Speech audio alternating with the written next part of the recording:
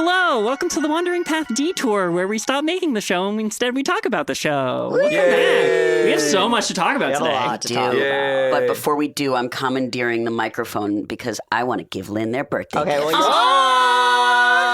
fine. Lynn's Lynn's got a counter present. You get your birthday gift. Ooh, this is so cute. Is this wrapped in your sweaty bandana? Yes. You're welcome.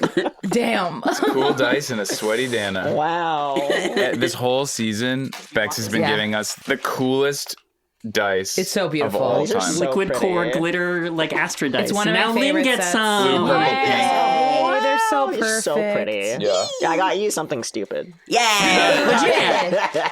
It's a bunch of really stupid buttons. Oh, yay! And there's a dog Pins. on a dog bed, but the dog looks like a mop, and the dog bed is in outer space. Is that like AI generated? No, it's not. No, it's just this classic is- Photoshop.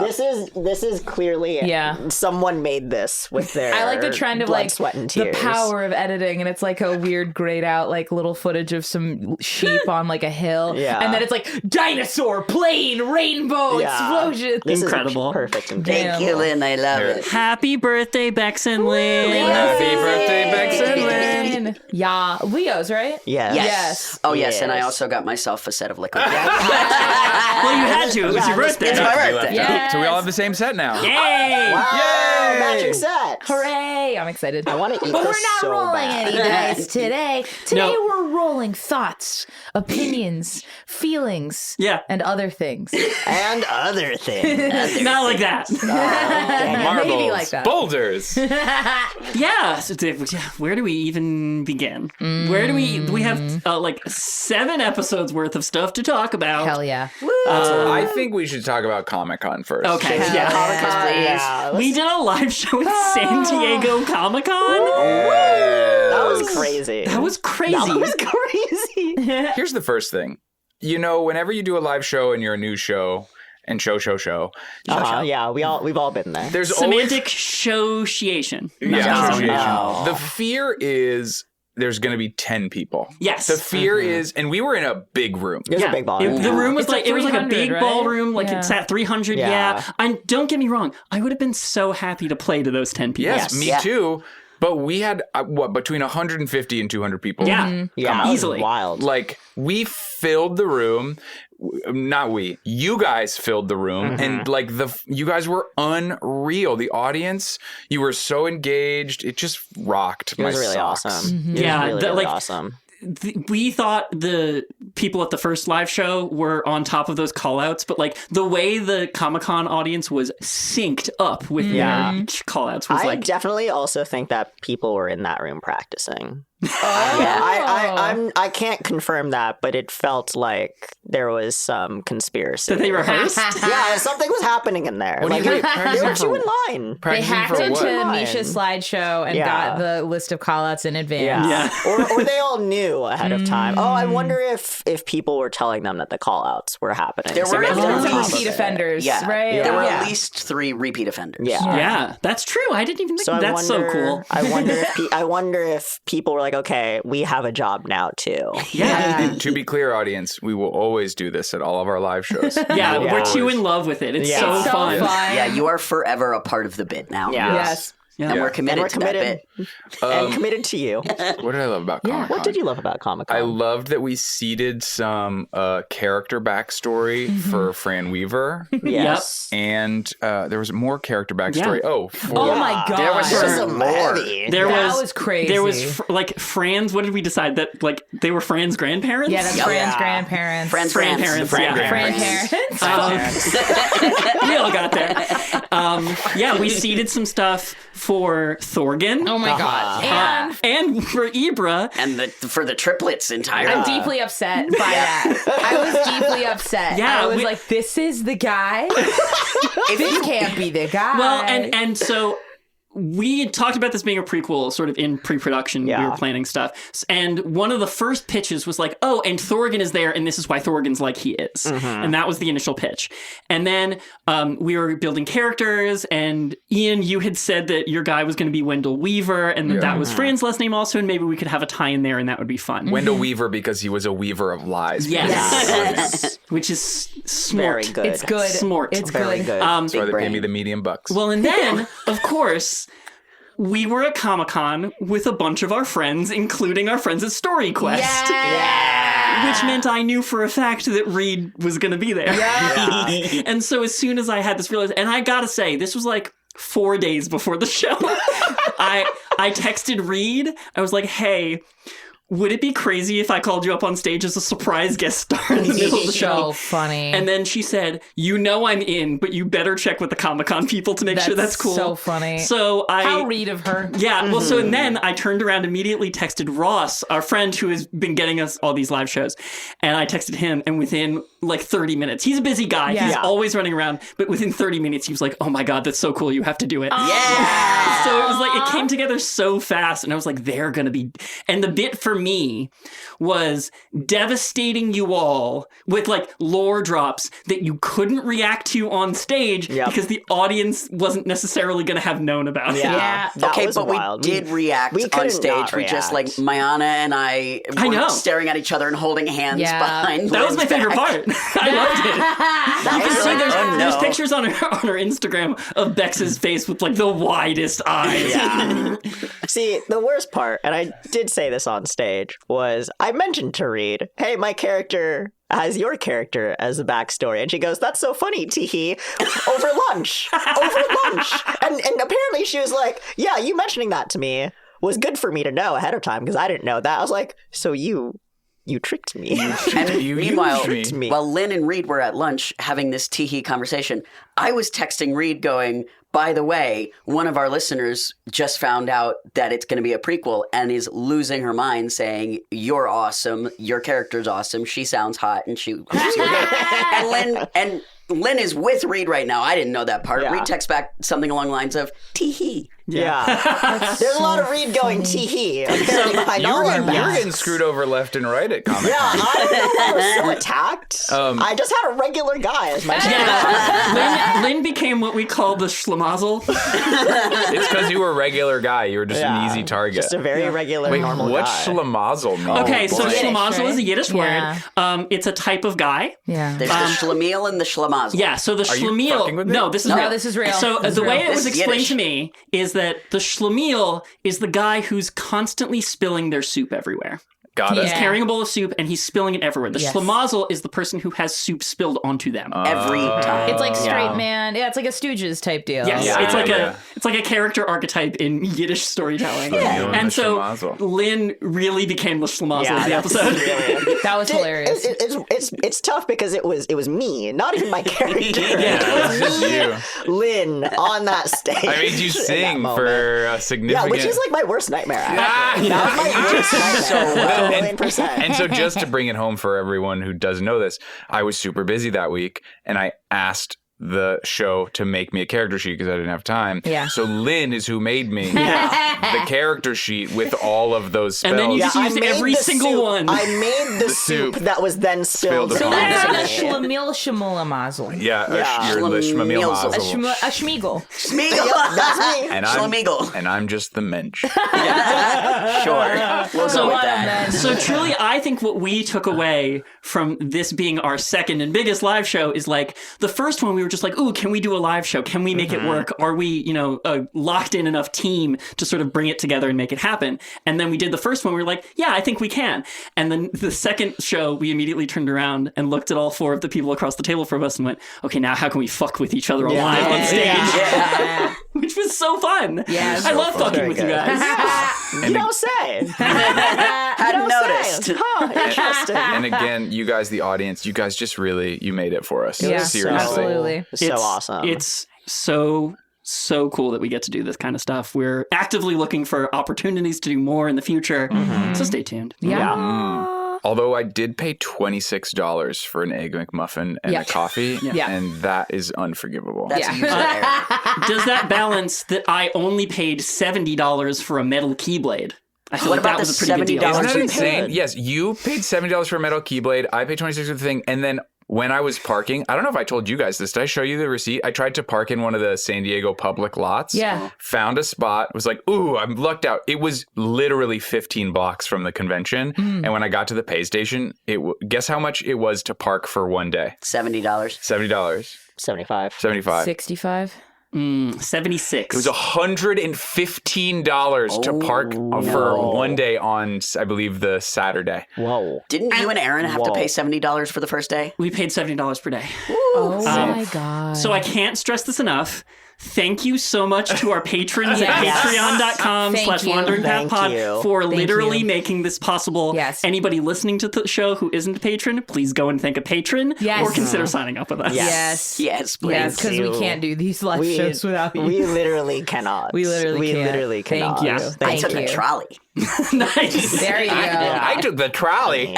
Oh, that's what New Prosper should have. Yes. Trolleys. Trolleys instead of tram. When's trolley day? Trolley day. Trolley day. Trolley day. There are Tra-la-la. trolleys in Upper Prosper. That's true. Oh, there right, are trams in yeah. Upper Prosper. That's Yeah, so true. trolley, tram. We need like an angel's flight. What's the difference between a trolley and a tram? Semantics. I think it's the type of rail. I think so too. Actually, Yeah. yeah. I feel like a trolley I feel like a is tram's above ground, like a monorail. Like a monorail. Ooh, a I would consider a monorail. type of tram. yeah, a monorail's Yeah. like a tram. What Yeah, about the yeah. ones that are like below ground, like in airports? Those are trams. I feel isn't that a subway?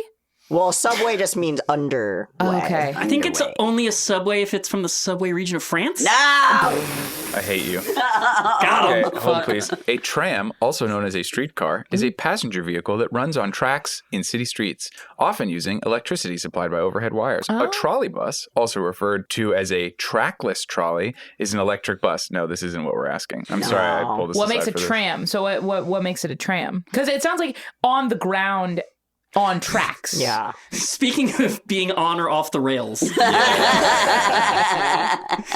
Oh, yeah, and one last thing about Comic-Con before we move on. We didn't...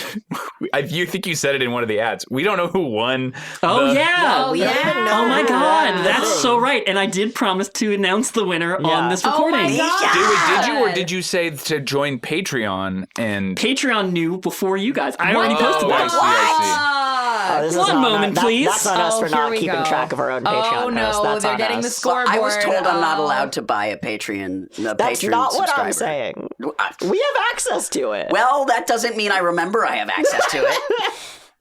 We can look at it whenever we want. Okay, so So to funny. recap, there were 4 inventors. Yes. And we were all vying for the Funding. The funding. investment. You got investment via a side scene, so Yeah. you kind of pulled out of the competition. I don't know if I pulled out of the competition. were I just good. stopped caring. You kind of like won, really. Like, I won Lynn, we're talking with about Lynn. personal goals. You won Yeah. the game of life. Yeah. Yeah. yeah. So, Dr. you know, Bones. because the first one shot we did was a skateboard competition, at which point, you know, like everything you can win is reputation and being cool. Right. For this one, we had decided that the goal was kind of like getting funding, Yeah. which any or none of you could win. Right. Yeah. So that was kind of interesting. Here's the official scorecard from Comic-Con, wow. which you were hearing for the first time. Cross your scared. fingies. In fourth place, probably because you dropped out of the competition early, Yeah. was Dr. Humira's Bones with 400 points. Yep. In third I place, got my funding, and we know what happens then.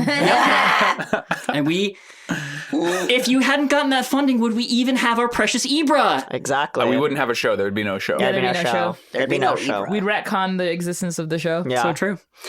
In third place, probably because you sort of ceded your final round to Carlotta a little bit, was Wendell Weaver with 450 points. Man, that's bullshit.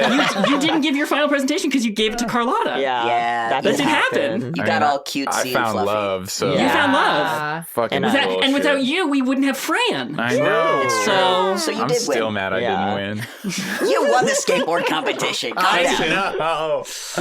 One day we'll have to do like a championship of championships, Oh, dude, where we'll third get the live show. Third live show. Yeah, or no, fourth well, live show. no, Sorry. it'll have to be our 5th live show, right? Because Yeah. like you guys will have to yeah. have characters that win, Yeah. and then we'll get Time Quangle. Yes, exactly, time Quangle. Quangle. In second place, Carlotta Cartwright with 500 points, Oh. and with 600 Oh my points, God. Ladybug. Tom What? Voiture with the Ladybuggy. Buggy won? Yeah. I mean, it Buggy. was the most versatile. It also And appealing. destroyed a thing and caused some havoc. Yeah, it It was also effective. saved everyone. It was Yeah, very effective. if you'll remember, Thorgan bears the brunt of that, and that's why he's like that. Yeah.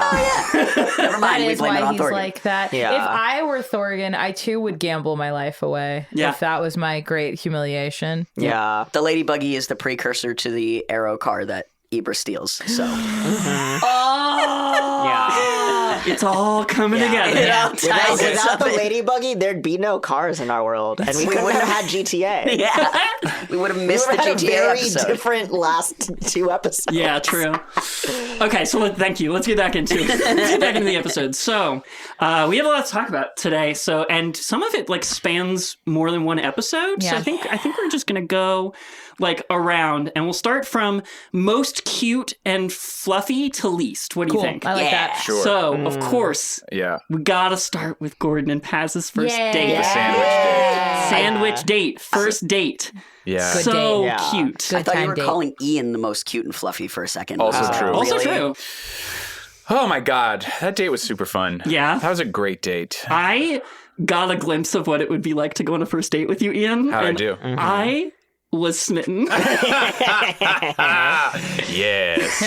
Step into my office. Oh. How did it feel playing romance in a TTRPG?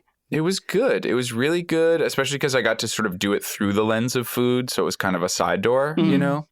I have to confess, I feel guilty the way I'm playing Gordon, which I think is Gordon's deal too, so it's fine. But I'm so focused on the adventure and the mystery of it all that the side questy stuff like BG, like dates with Paz, like when they're happening, I'm invested in them, and then we walk away and do other stuff, and then I kind of forget about them. So it's an interesting thing to balance. Do you know what I mean? Yes, I agree. I mean, that's one of the central things we're playing in this story, right? Like, how much does the grand cosmic prophecy of it all pull you away from like the connections in your ordinary life? Yeah. It is one of the themes, and I think that happening to Gordon, I don't know that I've done a great job of following up with consequences for that. I'll make an argument though on that too, which is like consistently in television shows, I feel like where there's like high stakes things going on, I get really frustrated with characters who are like, and you missed dance practice. And I'm like, shut the fuck up. Like The world is ending, I God damn know. it. And also, it's been 2 weeks. I know. Yeah, It's yeah. Yeah. Well, I mean, it's like, you know, the one thing that's on my mind is like Cecilia's been probably keeping BG for a while to the point where Yeah. BG almost might be Cecilia's dog at this point. I know. think A thing we haven't followed up with, but like, you know, but she remembers the dream and knows about the things Yeah. you're doing and has seen firsthand the raids attacking people. Like, she probably gets it. Yeah. Yeah. You know? Yeah. Yeah. It's the people who don't get it that Yeah. I'm mad about. Yeah. But now that I have that confession out of the way, that date was really fun. And it was so cute. such a pleasure to get to play it with you. And the flirt roles like really told that story too. Every single one was so on it. It really felt like a good first date. I don't know. Like I don't know that I've ever played a game before where like both the narrative and the mechanics bore out the cutesy first dateness of it. Yeah. And I Totally. was so impressed that Gordon found the one bodega in New Prosper that had just all bread was gluten free. It's so impressive. Gordon works for the Bakers Guild. Right. So he would Gordon know. knows the one bodega in the But I don't city. think we talked about that bread being. I think you're retconning that really Maybe a hard, little bit. and I appreciate that. Dex just really Very- wants to go to the to Coyote, the I bodega. do. I really want to go to Coyote. I re-listened to that episode, and the cold sandwich, like the poke sandwich, that was a crazy decision. Sushi burrito. Well, Yeah. it got away from us because I started with the mental image of banh mi, Yes. and then we did not do that. No. It became And something then it became else. something very clearly not that. Just and I was cursed. like, well, I do like poke though, and poke on a sandwich sounds great to me. I think that we learned in that episode that that's a mistake. well, you got to do it right. My honor, we're gonna make I think it's like- make this. Yeah, it's closer to like a tuna tartare, Yeah. but I think a tuna tartare on a sandwich with the right greens Yeah. is a good sandwich. Yeah, It's sure. a good cold sandwich. Or it'd be like it's like an open face crostini. You know, yeah. that would be great. So which yeah. Patreon tier is the one where we get Gordon's cookbook? Great question, but it's gonna have to be one of them, right? 69.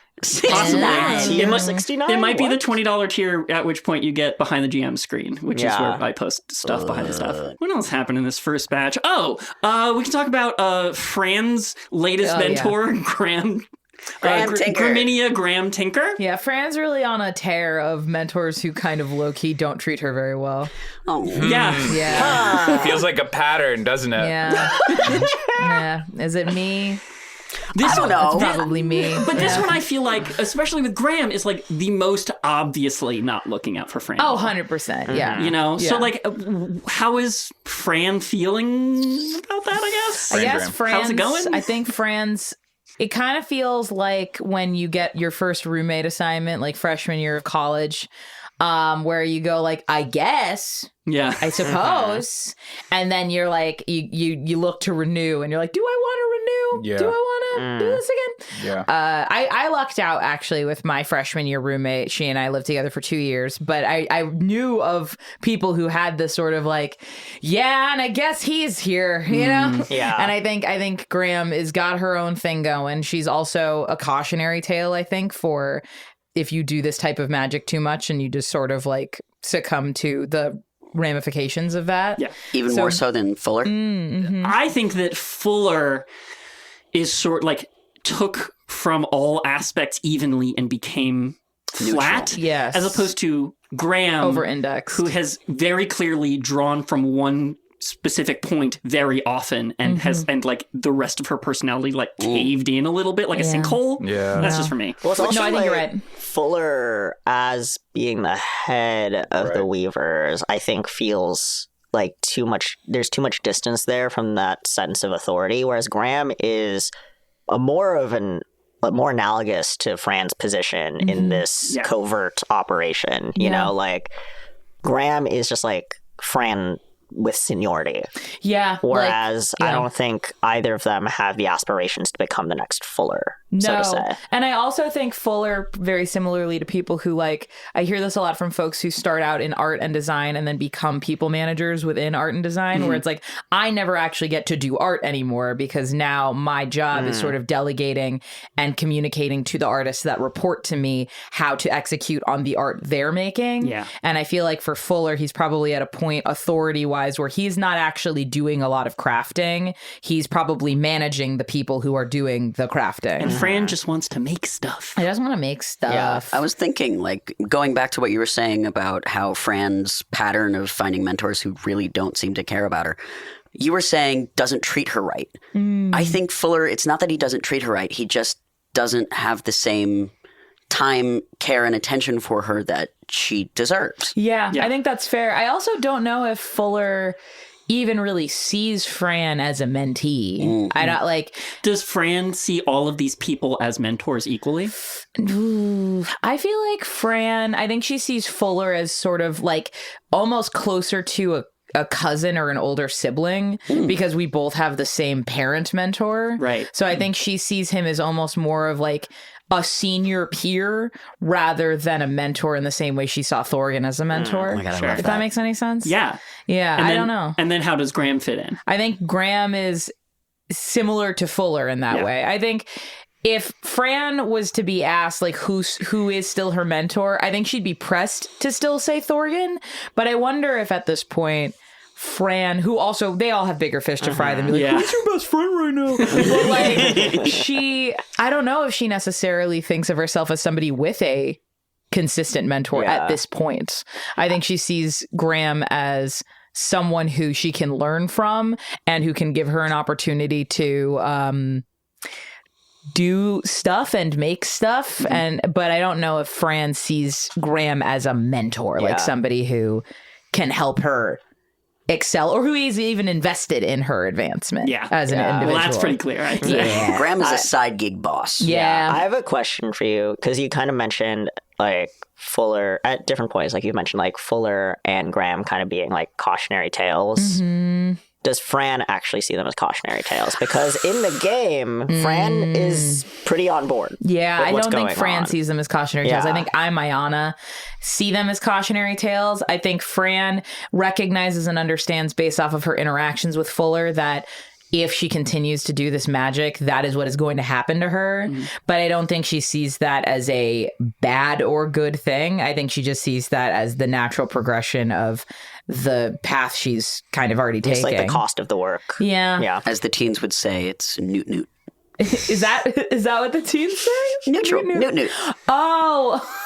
Can I briefly say we also got like a quick little note from a fan who speaks French and commented on the teen slang that said, "Did you guys know that nickel is actually French slang for like perfectly okay, all good?" No way. That's awesome. Oh, I love that. I thought that was kind of fun. Wow. I love that. We all actually covertly speak French. Ouais, Oui. je parle français un petit peu. Mon accent est très bon, mais mon grammaire est très mauvais. Mauvais. Merci. Mauvais. Wow. Mauvais? Mauvais is bad. Instead of mauvais. You said mauvais. See, don't know I what told that you. is. See? Wow. I'm learning, but I'm not there yet. That's the so sentence close. I got. Je ne sais. Yeah. Speaking of Bex No Say, you want to talk about the siblings a little bit? Yeah. This is Sibs. a big group of episodes for Ibra and the Sibs. Big thank you for letting me create triplets and then forcing my friends to play my siblings because it's the best. I think like the more we bring in Ian and Mayana as the Sibs, like the more fun it is. I love playing. It was Sibs. truly like this would be a fun idea for one episode, and then they keep coming back, and you guys keep evolving them and killing them. Like Ian, everything we're doing with Hema is so fun. This is crazy. You know what I really am dying for is combat with Hema. Yeah. Because we haven't seen Hima's combat capabilities at That's all. true. But we have seen Hema like be sneaky, so we know that rogue vibes. Right, and like Serious disappearing before your very Wait, eyes. what's Hima's weapon again? Knives, right? Knives. Yeah, Okay, knives. and I'm Chakrams. Chakram. You know, because we modeled you after Axel from Kingdom Hearts. How could that? How could we? What? Stop plugging all your shows. It's getting confusing. It's time to get across. Has your Keyblade arrived yet, by the way? Oh yeah, you Yeah, see it's it. there. I'll show you Yes. after we We should record. have the Siga's like actual metal beautiful. Keyblade. That's cool. And it should have been $200 on the floor, and it was $70, Yeah, and they baby. shipped it for free. nice. That's nice. But yeah, sibling. Yeah, so I find it so fascinating that like Ibra's going through such desperate moments and they're still leaning on these siblings that we set up from the beginning to be people that Ibra shouldn't or couldn't lean on. Yeah. And so like it's been happening anyway despite all that. I don't know, I'm fascinated. It's a fun story to tell is like, I shouldn't do this. I don't want to do this. I feel like I have to do this. Yeah. Giving a character other choices and having them not take them. Because sometimes the other choices, they are the better choices, but it's not human to see that immediately and just go for it. Yeah, and these are familiar, quite literally. Yeah. Yeah. This is Well, family. Fall into old patterns. And that's something that's developed as part of Ibra's personality over the course of these episodes is like Ibra doesn't always take the time to look for the best solution for everyone. Is just like, this will work in the moment and goes for it. I would also make the argument too that I think when you're in a high stakes situation, even if you're on bad terms with a family member, like if you're in a natural disaster, I think you set aside, you know, again, depending on the harm caused by the family member, I think you can find room to set aside of like, okay, yes, I have complicated feelings about you, but it's more important that we are able to communicate and align on values in this particular area for this high stakes thing we're experiencing. And then we can go back to hating each other when the danger has passed. Well, also, like, even from the family dinner episode, like, you have all established that even if the three of you are at odds, you have a common enemy, which is your own mother. Yes. And that, like, you all see yourselves in some shape or form as victims of, like, your mother's decision making. We are and the that- only three creatures in this world who know what it's like to be our parents' children. Exactly. It's very Succession in that way. Yeah, Oh my God, 1 yeah. million I think about percent. Succession a lot when I 1 play million the siblings. percent, yeah. And Yeah. also, like, there's something to be said about trauma bonding, where the trauma is coming from the mom. Yeah. And not only have they bonded to their mother begrudgingly, but they've also bonded to each other from a shared circumstance. And also, I'd say that, like, you know, I dated a twin, and I think there is like there is like a secondary level of connection with a twin or a triplet. I think, like, because you do sort of share a subconscious awareness of each other that I think, like, you can have an awareness of siblings when you're not in that situation, but I think for triplets and twins, I do feel like it is heightened. I think there is. I mean, like you were all raised together. That like, there's been no part in your lives where you haven't had to consider each other, regardless of whether or not you want to, or whether you do that, make your decisions in spite of having to think of them. You're still thinking of each other at any given 100%. moment. You know what we should do is if there's a future day where like Bex and Lynn are out and can't record, we should do a sibisode. And like you get to see a little bit of like whatever I want to see a Hima's- day in the life of each of the siblings. Because like Hima's Desperately. clearly doing some underground like network thing. Like Hima's got his own thing going on. You know, Would that be I- a fun A episode? Himasode and a Brahmasode. Or like Yeah. a fun one-off thing, like all of us take an NPC in our backstories or whatever, and then like a day in the life of someone else in New Prosper. well, and also I'll also say we had one extended scene with the three triplets together. Oh my God, it was so fun. in the Constellation, and finally we got Lynn, a recurring NPC. The waiter? Lynn's timing, because we were like, how do we structure this scene? And it's like Lynn as the server must interrupt at the most inappropriate times possible. Which I based that on a personal curse that I had, which is like without fail, whenever a server comes by, there is the most amount of food in my mouth. Yeah, there's a normal amount statistically for that to happen. I have never experienced in like my living memory of a server coming up while there's still food on the table. Like obviously, if you're done and like you get the check or whatever, I'm not eating usually.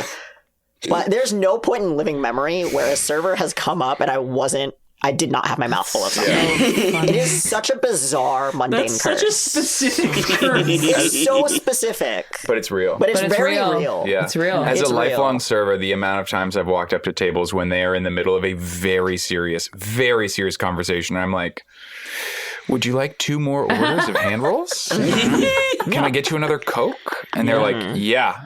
And then I'm like, oh, God. We're going to be here for another 45 minutes at least. I'm so sorry. Your drink is empty and I'm passing and I just have to interrupt the fact that you're talking about someone deeply betraying someone else. Sorry. Can you give me like a soundbite, like a sentence in your memory that you walked up on? Like, I remember I walked up on a couple who was clearly having a fight and talking about their relationship in the long term. So, like, I can't tell you what they said, but the look on her face, not of me walking up, just like the way she was looking at her boyfriend, you know, was just like, this relationship could end after you walk out of this restaurant. Okay, but And see, then- that's how I'm envisioning that conversation with the triplets, because they That's were just 100% staring at what each we other. had. staring at Yes, each other, for yeah. sure. There was no talking. They were Yes. just, well, I mean, they were talking. But the server couldn't hear. They were just menacingly staring at each other across the Oh, table. right, because we were all mind Yeah, talking. we were like, My favorite part about playing Elodie in these moments, and like Misha and I, we like vaguely talked. We didn't actually fully talk about it. I mentioned it. Yeah, we kind During of our like break. formulated a pitch of this character that like, Yeah. we kind of wanted to introduce into Ibra's plot line, and then you sort of took it and ran because I know you have abundant server experience. No, it's mostly coffee, so it was worse. It was counter service. Look, that's hell. Like servers see it all. Like so, like people in service and retail, in like food service, domestic labor, especially like what often feel like the NPCs of our real world. I love entering NPC mode also as an employee. yeah, Like it's so I fun. love NPC mode. It's so fun. That's what I call it. Yeah, but- you have your script. Yeah, and my script. Your rotational. Yeah. Like, if they say this, then you say this Yeah, part. I say the same greeting each and every time you talk to me, unless you build up our relationship points. Yeah. And if you press A too fast, I'll say it again. I'll say it again. Yes. Sorry, I didn't catch that.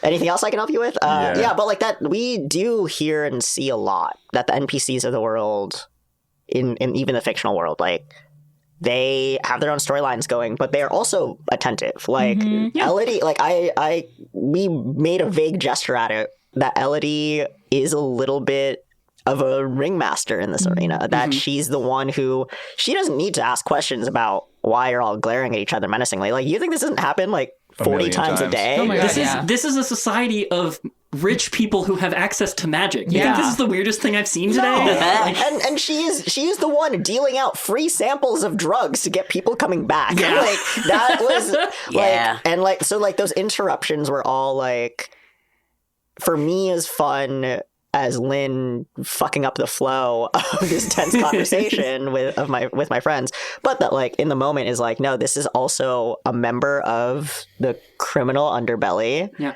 that like is also poking and prodding to see what will happen. And that was very fun. That like, that like Elodie is just like this random person that we came up with.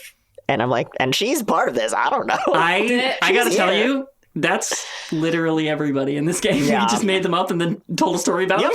Pretty It's much. almost as if this is improvised. Whoa, crazy. So, long So, form improv. yeah, so, but back to the siblings, I think. So, and what you said, Ian, about like Hima's clearly got stuff going on. Yeah. Like I think we know a little bit more about what Brahma has going on because we examined that first. But it's also clear that like Brahma's got stuff going on, that like Elodie's got stuff going on in the background. But I loved Elodie ordering, like when Ibra ordered coffee from Elodie. I think that was where like Elodie as a character came together for me. But you know that Ibra also has all of this stuff going on, and it's just not a secret because Ibra's the main character of the story. And I think it's also like Ibra takes it for granted that Ibra's always got stuff going on, and really it's just enough of a dose of narcissism that they don't think about the fact that other people are dealing with that as well. Yeah, well, I think that like the three siblings in a lot of these conversations, like what is really amazing to watch and listen to while you're playing them is like, every single character reeks of entitlement. Yeah. Even if all of you like hate that your mom is so entitled, like you all inherited. Oh, yeah, for sure. Like How it can you is. not? It is so. The things we hate in our mom are the things that we hate in ourselves. Yeah, and like you all are playing it so well. Of like in various shapes and forms, you're all like, I'm making the bigger sacrifice to figure out what's going on, and you're not doing enough. It's all the same thing, just projected at each other. Damn.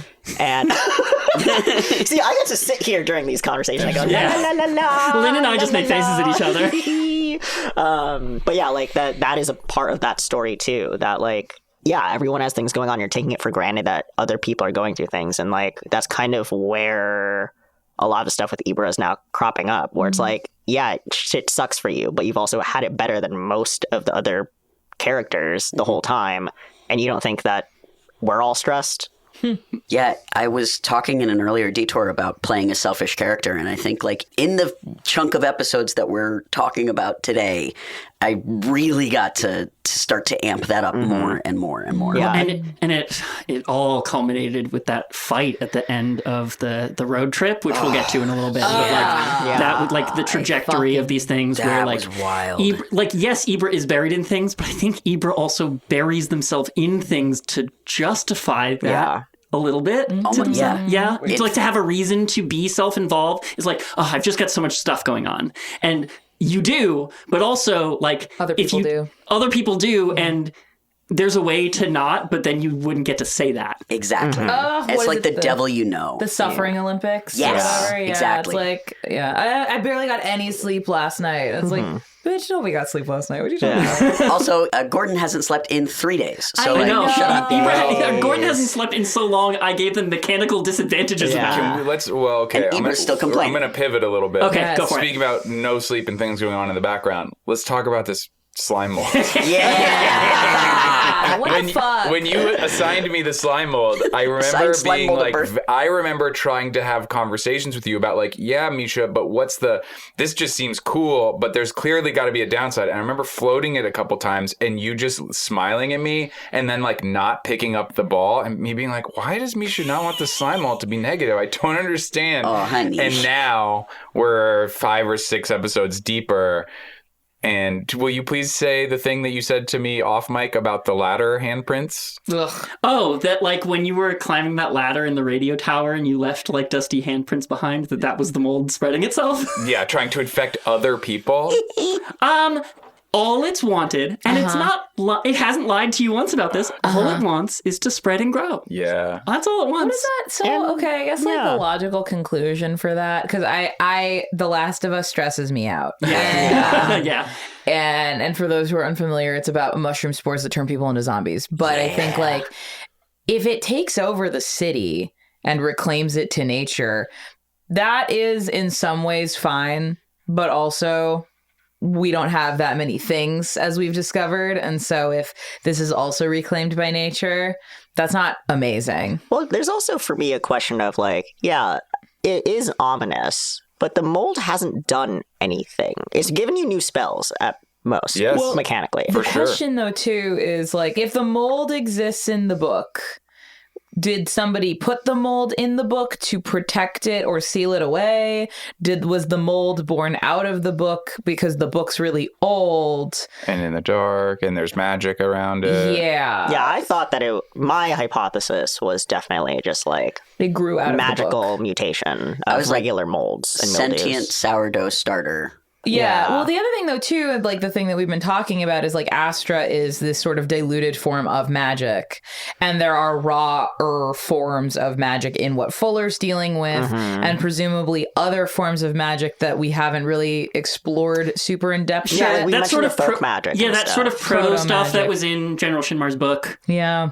There are other forms of magic than just Astra out there, and this It's one of them. Yeah, we even meet some of do. the magic in the road trip. Yeah, we do. Which, again, we'll get to later. We'll talk about that. Yeah. So I guess my question for you is, should I be worried? Yes. No, buddy. Yeah, It's you all good. absolutely should be worried. about it. You absolutely don't listen to them. You absolutely should be worried about it. No, Look it's at me. chill. Look at me. Here's my You thing. should So be concerned. worried. I'm worried about You it. should be worried about it. Here's You the should be thing. worried You about have it. a lot to worry about, my friend. That's true. You have a lot to worry about. The slime mold could be one of those things, but probably realistically, is. you weren't sleeping before the slime mold. That's true. So you should look at your own choices. That's very true. Wow, Yeah. it's the most gaslighty. It's the most girl boss Uno reverse I've ever seen. Well, That's crazy. But also, you should probably have more disadvantages than you have right now. So Misha's being I'd be nice to so you. nice. We should, Yeah, we should start. We mechanically. should start piling them on. Okay, you heard it here You're going to first. keep my doing God. the same thing? We're so fucked. I don't know. We're gonna see how the story goes, but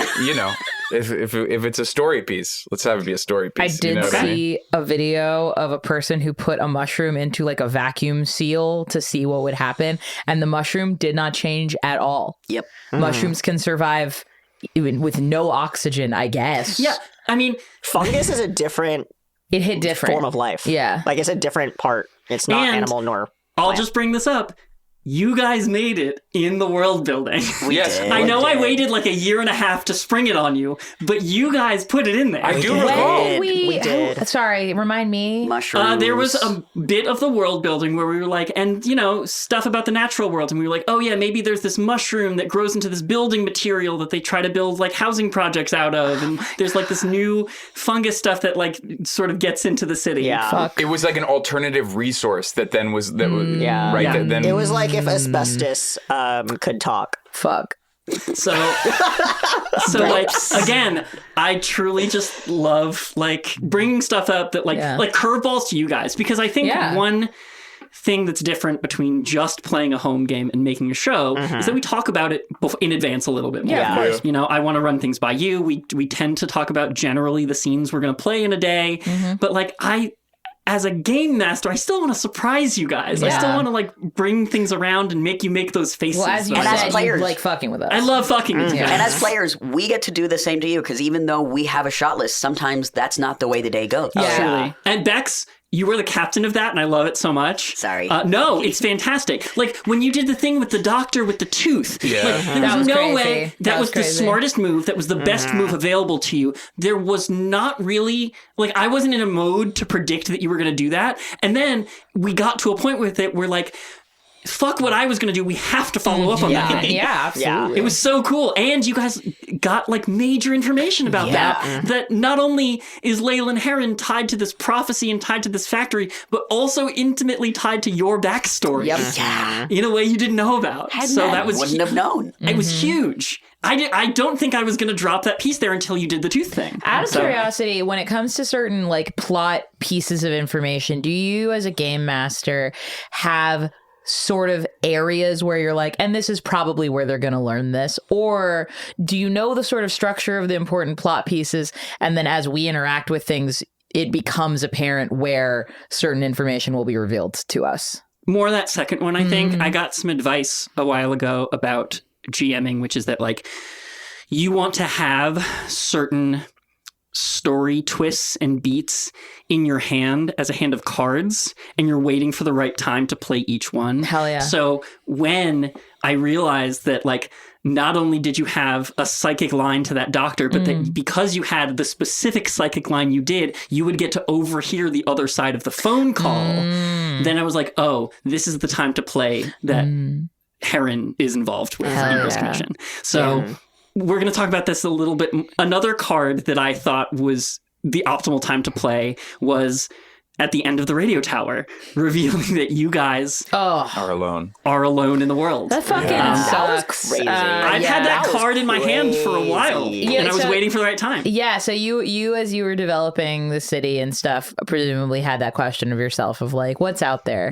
And then you decided it was nothing. Yeah. I don't want to spoil Okay. the rest of the stuff you guys don't know about yet. Okay. I've known that it was... It's not nothing, right? Because there's clearly there's like stuff, there's there's like a couple of people out there, Right. but not a world's amount of people. Which is disturbing for a world's amount of world. Right. And So there's no water. And there's like barely any water in the places that there used to be water. So it's not just the people that have gone. It's like there's We devastation. are next to a river, for example. Yeah. The city is next to a river. it's on the map. There's Yeah, like it's a on the lake and a map. river. There's a lake and a river. We Okay, haven't but really I'm talking talked about that. like that mill that had like all the water dried up when, during the ruins Yeah, trek. that's true. So like there are areas of the world outside that are not just devoid of the life that we know devoid to of be. life, period. Yeah. Yeah. To be fair, we decided that though. Right. We made that up. We decided there was no life out here. Yeah. Fine. And thank you so much for taking ownership of your choices in this world building exercise. I really appreciate it. Ben is really the person who always holds us accountable.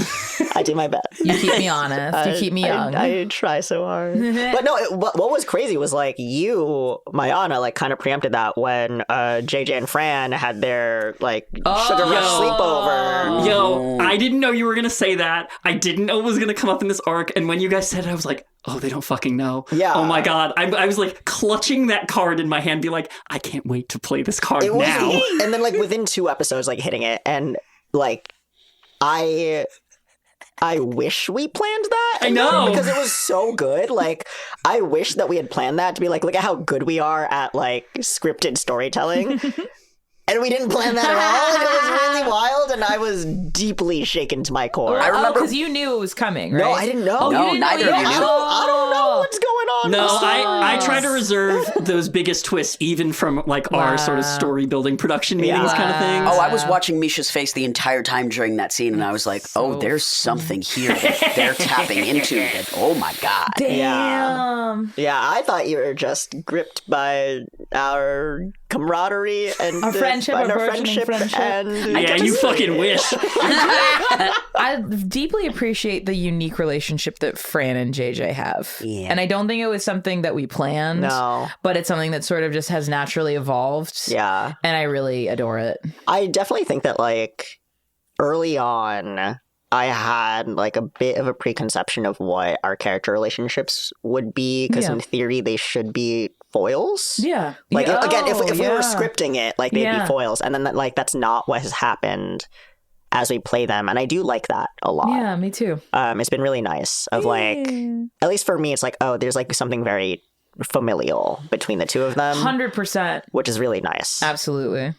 Oh. Yeah. Oh. I love It's the family cute. you guys have made together, and I love fucking it up even more. Oh yeah, I'm excited for Ibra and Fran to have conflict now. Yeah, that's Yeah. gonna Yeah. suck. That's gonna suck. I'm sad about it personally. I'm excited for it from like a story storytelling perspective yeah, and I'm from sad. a performing with you perspective, Yeah. but also like, oh damn, I it's know. gonna suck. I just like when everybody gets along, and I get really sad when Yeah. there's like, but also it's the narrative thing of like, well, there's really, I have to do right by my character in understanding that she probably is not going to like. Yes, it would be convenient to keep things professional or keep things cordial, but like at a certain point, you just can't. Yeah. What I like about this campaign, like the first D&D campaign I ever played, there was a player who was putting conflict in the group in just as their personality. Forcing it in. They weren't forcing it. Like they just made that choice as their personality. And because it was my first campaign ever, like I didn't know how to deal with Navigate it. it, And it was yeah. like, it felt really, I was like, are you fucking this game? Like what's happening? So I really do appreciate that we're getting like to have conflict arise from two characters that don't have any. Yeah. So, and everyone's in on it. Yeah. So Yeah. it's not a weird thing. It's just No, like, it feels really natural. yeah, it's an evolution Yeah. of story. Yeah. I was working on something with David, and we started out as like rivals, and then my character had a moment of like deep like self-harm situation, and then David's character was like, well, okay, now I have to now I can't just go along like hating you still, like now I'm like worried about you because like you hate yourself. And it's like that. It's fun when you can find like opportunities where conflict naturally arises. Right. Out of this, it's a very high stakes situation. Like the likelihood that 4 people, even like, or the 5 of us, like hypothetically, if we were in a crazy situation, like with the characters we find ourselves in, there's a high likelihood that we would not all agree on the right course of action to progress at certain points. Like I'm sure for the most part, I think we'd be able to get along just fine, but I'm sure there would come a point where some people feel really strongly about one course of action and other people feel really strongly about another course of action. And it doesn't mean we hate each other. But Human like, nature. Yeah, it's human nature to have conflict. And like, how do you move through that? How do you find compromise? Or do you split off? Or do you like, what do you do? We wanted to tell a story of found family, and that's what family does is they have conflict, they fight, and they work it out. And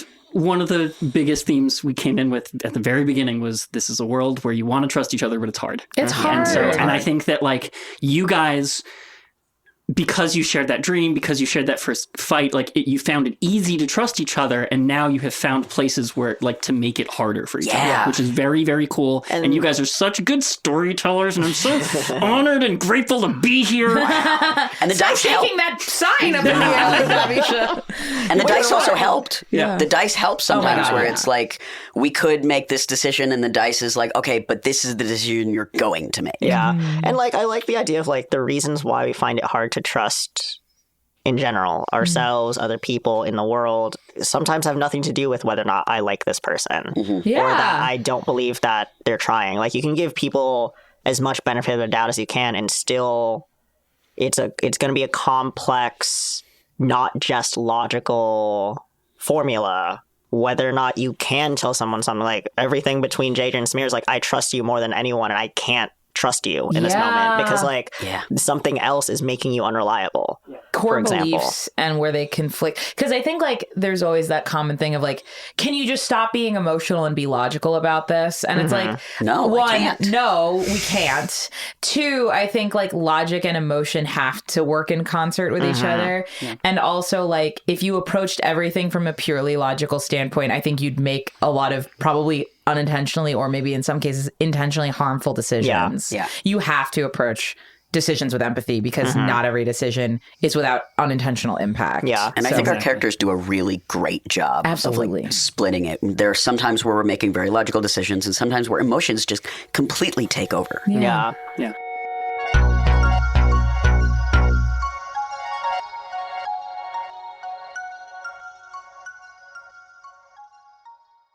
Hey there, it's Misha. This is the rest stop. Come take a break beside the path with me, just until we catch our breath.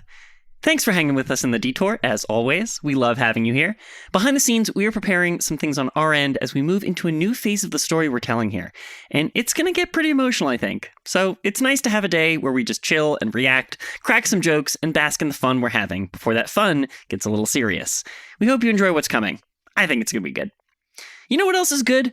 Our patrons at patreon.com/wanderingpathpod. We're so blessed to have them with us, keeping this rig rolling and letting us make telling stories into our jobs, at least a little bit.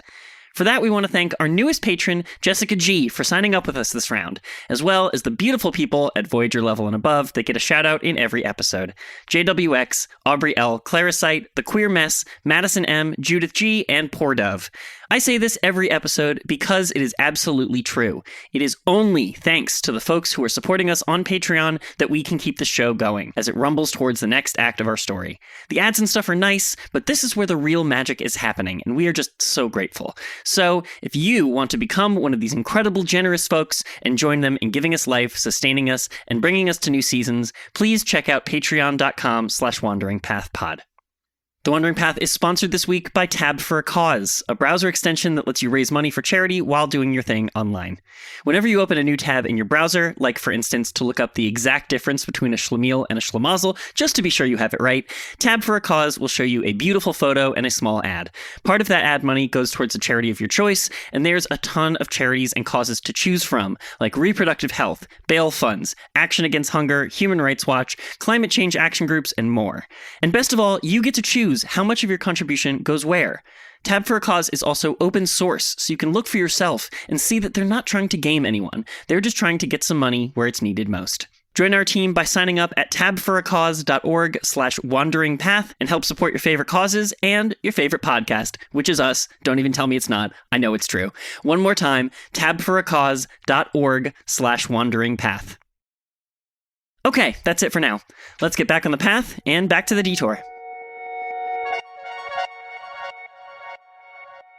Before we spend too much time diving into incredible detail about what all is going on outside the city, before we leave that radio tower behind, I just want to talk about the radio tower adventure a little bit. Yeah. Shout out to Asher. Shout out to Asher. Thank you, Asher. For Can they come back? Yeah, for so much of our show. Truly. They're the brains behind the brains. Yeah, behind the brains. The creative consultant. Like, when you're making a story like this that you really want to be impactful, it's helpful to run it by somebody and make sure it's impactful before I bring it to you guys. And that's been Asher for me. And also Julian. It's really like those two people are the people I run it by. Julian Mundy, shout out Star Trippers. Yeah, shout out Julian Mundy, shout out Asher Silverman. Thank you so much for helping me make this story as cool as it is. And it was so great to have Asher in the studio. Asher fully does not live close by, barely ever comes to visit. And so the fact that we got them in for one day. It was incredible. It made me so happy. Really nice. Yeah. Bex, you've known Asher forever, right? I've known Asher since we were I want to say 11 or something silly like that. Yeah, it's been over 20 years now. Mm-hmm. Have you guys played a lot of games together? Yes. And also we've played a lot of games together. We have even played a lot of D&D together. However, we played in a campaign that was disastrous. Oh, no. And so being able to play this together, exactly, being able to play Wandering Path together and really sort of reshape the experience of being in front of a microphone and playing a game with each other, it was delightful. That's so nice. And I met Asher through a sheer other coincidence, at a podcast convention. Yeah. And then we became friends and we were like, wait, you? That's and you know so each other? funny. It was like a wild coincidence. Oh, yeah. Asher and I went to Jew camp when we were babies. Oh, I went to Jew camp one year. Yeah. It was fun, wasn't it? It was a good time. Yeah. We went for many, many years. Hell yeah. And then I disappeared because I went to Christian camp. It's a whole thing. That's You went to Christian camp? I know. Isn't that weird? That's crazy. Okay, Yeah. if you had to pick between Jew camp, Jew camp every time. Jew camp? Jew camp Hell every yeah. time. Better No food, question. I imagine. I want to talk about Lev a little bit. How do you guys feel about Lev intern? Big Yeah, fan. Lev Want is live a Oh, there. great Huge time. fan. Love, love. Can we- Love, love. Live, Live, love, Yeah. love. Lev. We were trying to, build a character because I knew that if Asher was going to be here for a guest episode, it'd be Yes. fun to have them in a combat. And we were looking through and they were like, hey, so I found this build where you get a bunch of mage hands. What if I just filled them all with coffees and was just, it's just So even though I good. have 4 hands, they were constantly full. That's how you know That's you're a very pro. good. Yeah. Is that you look at the spells and go, how can I make this practical in a non-threatening That way? is, whenever Ash and I talk about character builds, it's always the most broken shit. Not necessarily in a power gamer way, but here's a bit that we took way too far. Yes. Whenever Ash and I are doing stuff like that, where we're sending each other cursed character sheets, it's just because here's a bit here. I try to combine 3 things that should not multi-class Yep. at all. And Isn't this great? And I was talking to them after, and they were like, I really wanted to show you what I designed for combat, and I never got to. But I made some weird stuff. And I was like, of course you did. You're Asher. I thought of a weird pitch. Mime monk. a monk where you make astral constructs out of your hands, but you can't talk. Yeah. That's fun. And invisible walls. Yeah. There is a Invisible walls. similar one in Islands of Sina Una, which is a 5e setting that is based on pre-colonial Philippines. Hell yeah. I believe that is the Sick. monk class that has features similar to that. Hell That's yeah. rad. Yeah. Awesome. Yeah, so thank you for Asher for coming Yes, on the thank show you, and Asher. generally helping us make it and for Asher, listening come right now. back. I hope Lev gets promoted. Yeah, I hope one day Lev gets inspired to change their last name from Intern. That was a last name that they was- chose. What That was would dark. Lev's radio show be? Like if Lev got to host their own show at the radio station. Oh, man. I don't know. I truly don't know if they've dreamed that far. Should we text Asher right now and see if we Yes. get a response? Just a show. Yeah, we'll find out. My hypothesis is the show would be about how important radio is. I think it would also be like, here's how you can hold even more coffee. That's what I was thinking. Coffee carrying 101. Yeah. What cargo pants pockets are for. Here's how to make your calendar invites even more efficient. I like the version of it that's like kind of the inverse of Ologies with Allie Ward, where she interviews a different expert each episode. It's interviewing that expert's intern. Oh, yeah. It's like, Like the what do they intern- need yeah. most that makes them insane if they don't have it? And it's like red Twizzlers. Yeah. Inside the intern. Yeah. Intern Insider. Intern Yeah. inside. Thank you. Yeah. I love was like, that. wait a Inside minute. the intern is a I different was like, hold on. No, that didn't work. Oh, no. That's behind a paywall. Donate Donate $5 five- to our Patreon. Donate $5 to Live Intern's Patreon. And then you guys took him up to the top of that tower. That was and, crazy. Like, it's so funny because, like, I feel like this is the one where you guys went in and were just like, oh, yeah, there's wraiths. We know what to do. And you just did it. Yeah. And it was the first time seeing you guys, like, as the professionals you have been. We locked in only after about a week and a half to 2 weeks, which is pretty impressive, Pretty good. I Yeah, would pretty say. good. Yeah. Truly, Yeah. I was surprised by how quickly the wraiths were dispelled. Well, part of that was because I now have area of effect spell. Yeah. The fact that JJ can deal damage during the movement phase of their turn really gets me. It's It really so fucks good. me. Well, that and also we learned from Train Day that if they fuse, they're even more powerful. Yes. And so it's just like, and that's my favorite thing in any RPG is like, don't let them touch each other, Yeah. and then you'll be in real trouble. And you're like, okay, cool, I got homework. I'm gonna do it. Yeah. The divide and conquer. is Yeah. JJ's definitely- about to be OP, and I'm so excited. JJ That's is what OP. happens when you multi-class with cleric. Yes. And the fact that I multi-class with druid Yeah, is yeah. not gonna make that what is it? any less. Cluid or Dreric? Dreric. Well, Dreric is definitely a ship name in fandom that shall not be named. Oh, no. Well, I feel like Dreric is a kid I went to Jew camp with. Dreric! That yes! too. Yeah, and then you guys got into that room and you found out the big That room twist. is so sketch. That like looking back, I was- still don't really. I don't don't know understand what the fuck it. is going on. Yeah. Yeah. Well, the thing that made me mad, it wasn't mad. It was brilliant.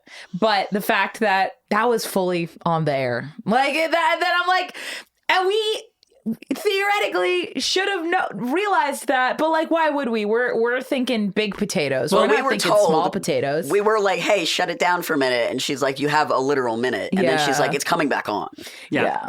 Yeah, I mean, there were two big things that happened up there, right? First off, you found out the big twist Right. that New Prosper is the only city, Oh my which God. we had. I think I had done a pretty decent job of hiding You that did a the whole great job. time. you hit Why that. would we worry about that? Yeah. I think we all did a good job of like really keeping the focus on the city, and then like so it didn't really even come up. Like Well, when we were all laughing, talking about Sex in the City and Yeah. Misha is New York. Yeah. Well, when Misha is New York, we're not thinking of everywhere else but New York. Yeah. You know? If I like when I was born and I grew up in like the town I grew up in, I wasn't thinking in my 7-year-old brain like, and surely there are many cities also similar to this one. Like it blew my mind the first time I remember walking down a street and looking at all the windows and being like, theoretically, somebody is living in every square I see, and every car that's driven is driven by a person.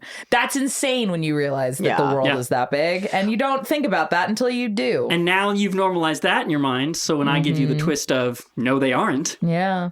That's scarier. You're subverting our real life expectations. Yeah, and then the second twist of you guys making that discovery on a huge radio transmitter that broadcasts to the rest of the city. We're in so much trouble, Yeah, y'all. Like, Oh, no. We just have to do what's that broadcast that everyone thought was Oh, real? the War of the Worlds. This is our War of the Worlds that's moment. so funny. We're gonna Orson Orson Welles. We gotta Orson Welles this shit. We're gonna Orson Welles our way out of this situation. Yeah, absolutely. Oh my god! Honestly, that's really funny. Write that down. I've been thinking about this since it We're happened. gonna gaslight the public. The and go, like, did you like biggest our performance narrative? check. Only one. I have been thinking about this since it happened. I'm like, we are Orson DC-20 Welles. lie check. Yeah. Yeah. But honestly, We wouldn't be the only ones gaslighting the public You're right. of the city. Oh, so that makes it better. Yes. watching you. I learned from watching you.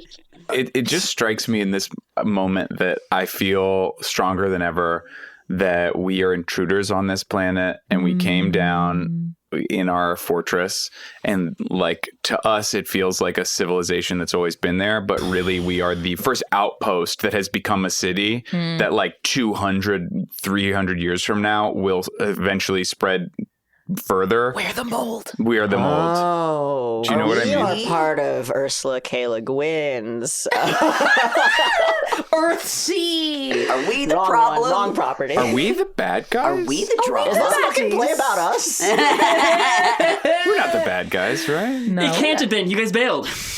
Yeah, we're not a part of that anymore. You guys just, as soon as that happened, you guys were like, and now we have to leave. Well, because I think you guys didn't want to confront the governor. Yeah, right? no. Like, really, what set off that What set mad off was- scramble? The set off was JJ did not want to do that. I was Yeah. ready. You were ready to I have was the ready. I fully set up. I was like, okay, today could be the day where we do the scene with you guys and the governor. I wanted to and then tell you guys the didn't governor- want to do that. And I you wanted ran to tell away. the governor to his fucking face that he had a great kid that he abandoned. And here's the thing. I think Lynn was down to do it, but Oh, yes. JJ was. JJ I wasn't. absolutely was like, we're gonna fuck up the governor. But then as soon as like it was happening, I was like, JJ does not. We're not JJ, ready yet. JJ, no. JJ's turning into a squirrel and getting JJ out. squirreled out. Oh my god, I You- forgot about you Yeah, turning into a squirrel. squirrel. I'll never forget it. Well, it's like when you get to the final boss door and you go like, I'm level 50. Let me go level up some more.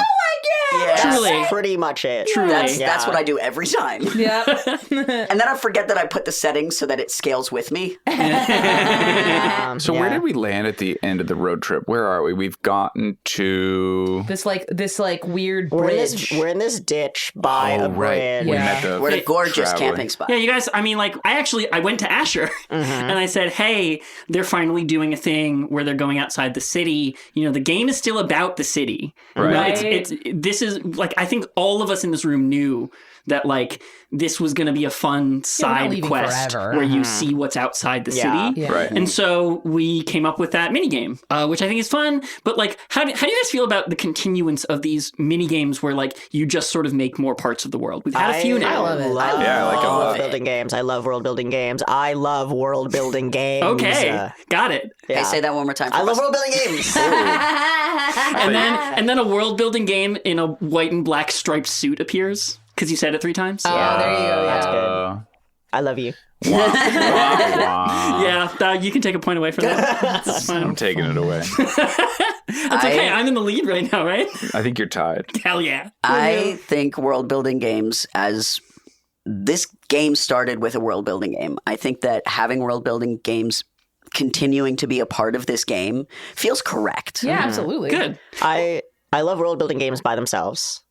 First of all, jot that down for anyone it. taking notes. Like they're Hadn't they're, noticed. they're really fun. Like they're genuinely really fun experiences. Like not just having a sandbox to play in, but like kind of being able to design your own sandbox. I Yeah, think because is you and really Asher fun. spent 4 hours making a world. Oh yeah, me and Asher, whenever we've played a world building game, is like also the most fucked up thing in the world. Asher and I have an appointment on the books to play The Ground Within tonight. Hell yes. We're going to play as soon as we're done Very recording. good. Very good. So, but like this is also a really fun thing for, I think, is a tool that you can like very easily take home for your home games. Is Yeah. playing world building games gets your players so invested in the setting, and I think that can be really hard in some home games, or especially like ones where you don't know each other very well, or people aren't very familiar with systems. You're already kind of burdened by a lack of knowledge when you play a game.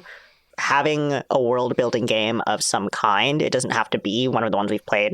Obviously, there's so many of them that are all really incredible for different tones, different settings, that having your players be invested in the setting really helps ground the choices that you make for your characters. Well, and I would love to jump off of that and talk about the design of this minigame, The Road to Ruin. So Yeah. this is a game that, like, I think when you're building a world building game, it's so wide open, right? It could like make something go.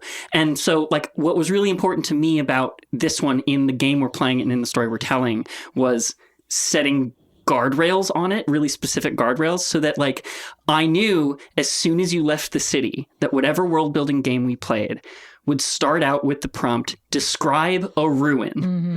Like, it allows you guys to describe whatever you want, but it puts that rail of like, whatever it is, it's a ruin. Yeah. There's no choice that you can make that's not going to make it a ruin. Within that, do whatever you want. Yeah. And so like, that also really, I feel like Asher and I really made a bummer of a minigame. I love it. It worked for It what worked. it was, yeah. It was great. We really made it custom to where you guys were in the story, but also it was such a downer. Yeah. Like we really set out to make a tonally downer of a game, and we did it. Yeah, You nailed did. We it. succeeded. Yeah. Nailed it. And I loved it. Is that bad? Like, I kind of no. loved having the energy be so different than our Well, usual energy. it adds another layer. Like, for all of the really mind-blowing reveals and twists in our story, the stakes are still really high. Like, it's like a high energy reveal. Yeah. And here it's like, oh, the stakes are still really high, but there's a different like solemnity and gravitas to juxtapose those things of like, oh, the world might be ending and is the world empty is like a really difficult thing to hold space for. 100%. And we're still us, so there's still these goofy, delightful moments of camaraderie and family. Right. But also one of the more serious Yeah. arguments that's happened between you guys. Yeah. And the dice really, with that nat one, were like, yeah, Ibra, you're going to go like the most selfish you've ever been in your life. Yeah, man. Yeah, and I feel like there was like a really good arc from these 6 episodes of like Ibra being like, yeah, people will help me, but I have to figure out, and just like fully tanking to the point where like everybody's trying to offer you a way out and you're just throwing it away. I have to do it myself. I know, but like JJ was there doing it, Fran was there doing it. The Spectral Knight was begging you not to do what you were doing. Yeah. The Spectral Knight was like, what have you done? Who was the one, and that, like, who was your excuse for making those choices? Like, you were Yeah. saying, I have to see the knight, I have to talk to the knight, and the knight was like, Bro, what? You shouldn't have Homie. done this. Yeah.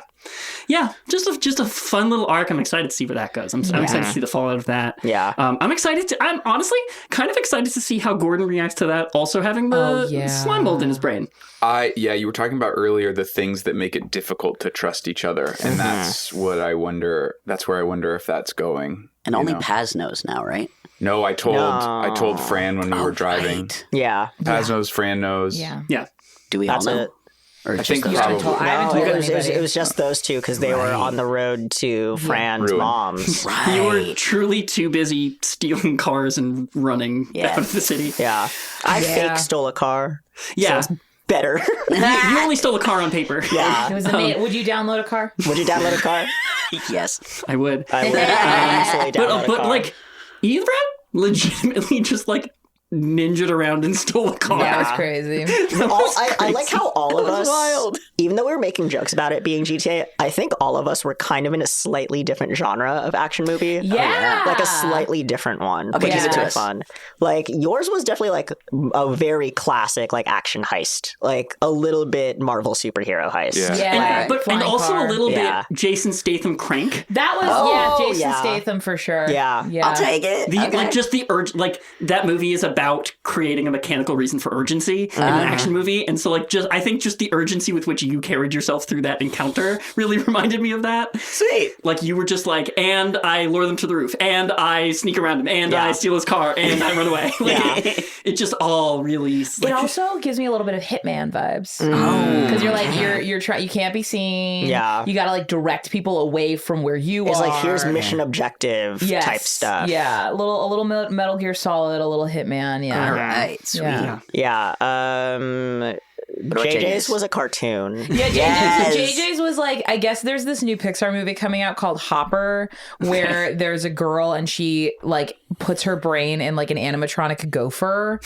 and runs around and like talks to animals and Huge stuff. mood. It's Yeah. gonna I come out need like this. next year or something, and it was the trailer's very silly and it felt very much like that. It's Yeah, just- like yeah. JJ's reality was like this was terrifying. Like extremely high stakes. But like when you zoom out of it, it's like Jade is a fucking squirrel. Yep. Banging on the window and Samira's not seeing like so many failed rolls and trying to figure it out. It reminds me also of like again like a Disney movie where someone's listening to headphones and there's like a crazy fight happening directly behind them and they just don't hear it. Yeah. It's very over the hedge. Over the hedge. Oh my God, yes. what I was thinking of. Did I make it over the hedge reference during that? I feel like you have. must have. I might have. Movie's really Were good. the Also- over the hedge reference. Yeah. It great reminded movie. me of the squirrel part in Sword in the Stone also. Yes. Yes. Yeah. Yes. Where the girl squirrel's like in love with Oh my God. the kid. Like Yeah. I'm tempted to make some kind of weird fan art of like Lo-Fi Girl, but there is a squirrel desperately banging outside the window. Yes. Do It'd it, be please. so I dare funny. you. Yes. Guys, does the girl you have a crush on ever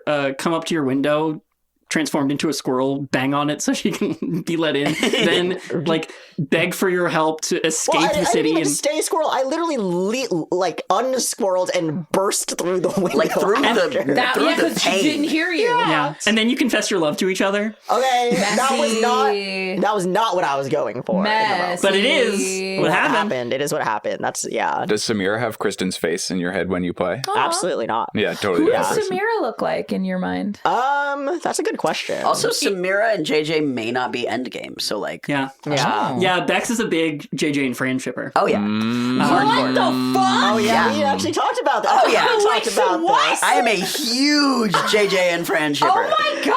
I could see it. I definitely could see it though. Frey I could J. see it. Frey J. Ray J. Wow. Or Fraj. Yeah. Frog. Fran. I think in my mind, Samira is played by Tia Sircar Ooh. from The Good Place.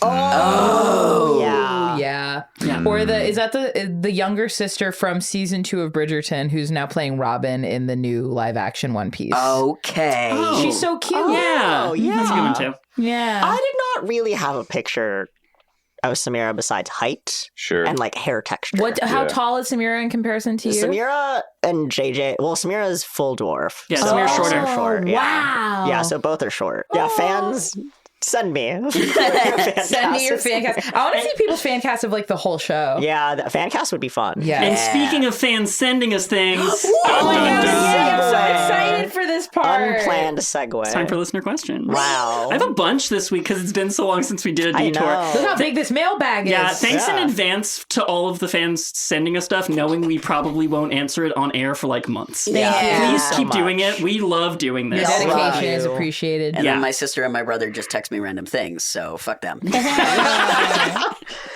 Sydney and Josh, you don't have to donate $5 to Patreon. It's fine. Oh, But you better. They donate. I can you do this donated a later, but sibling. Asher did respond to my text. No, do it right now. Okay.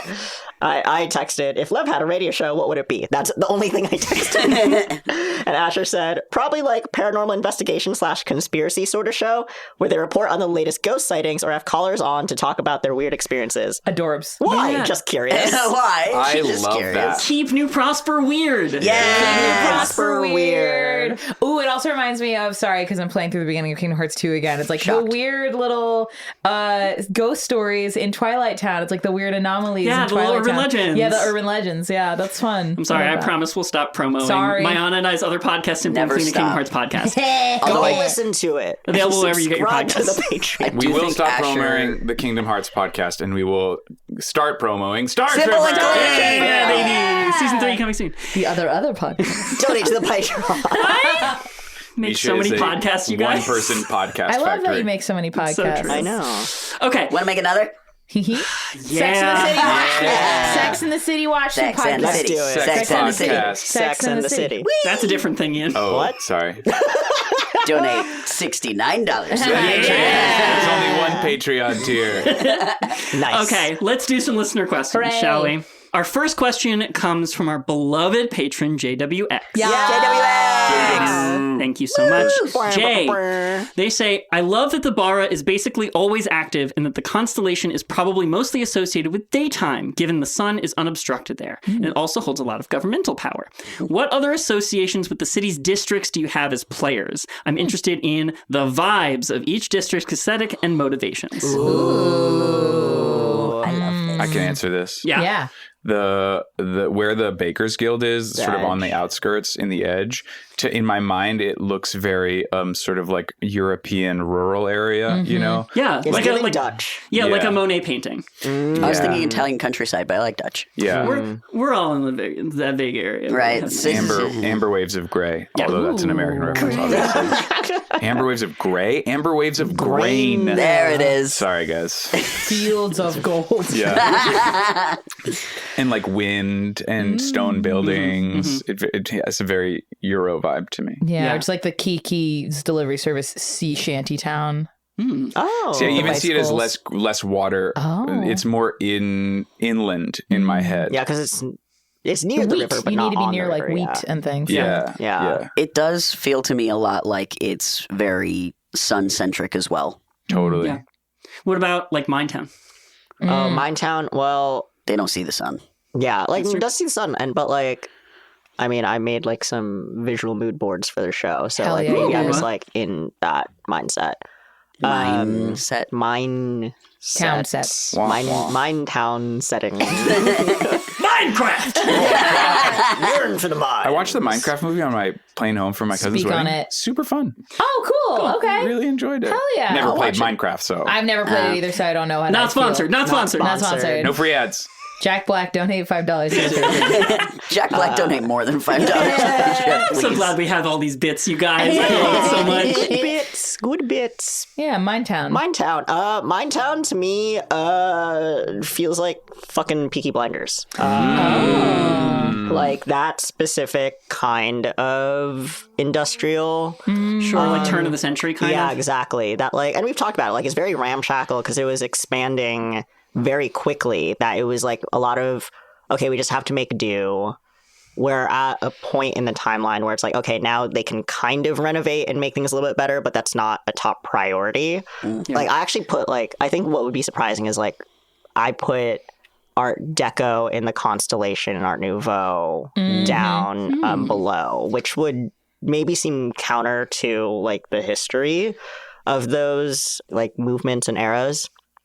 But like for me, it was like, because it couldn't be overly planned, that there is actually like that intersection of industrial and organic in Minetown that I think like is kind of the reason why I'm also playing Druid with JJ too, is that like Yeah, and I don't think we've really stated on Mike, but you've multi-classed into Circle of the City Circle Druid. of the City Druid with from Valdis Spire Secrets. We love you. 'cause- We love Thank you so Thank you, much. Valdis. Thank you, Mage Hand Press. And now all four of us are playing Baldur's exactly. classes. We were all Good. waiting for it. I think I know I'm not like a Minetown expert, but what I keep seeing is earlier England in terms of infrastructure and also in terms of the grayness of the sky. Yeah. Like it's always dark. It's always and in like the shadow of the constellation. Like there's a Yeah. gaping pit at the center, and then it's always in the shadow of the constellation. The biggest difference between it and England is the fact that it's always dry too. Oh yeah, I guess there wouldn't be simulated rainfall from the constellation, huh? Yeah. I mean there could be. Create water is a spell. Maybe there would be. Yeah, but that'd be more like sprinklers rather than like rain. Rain. Right?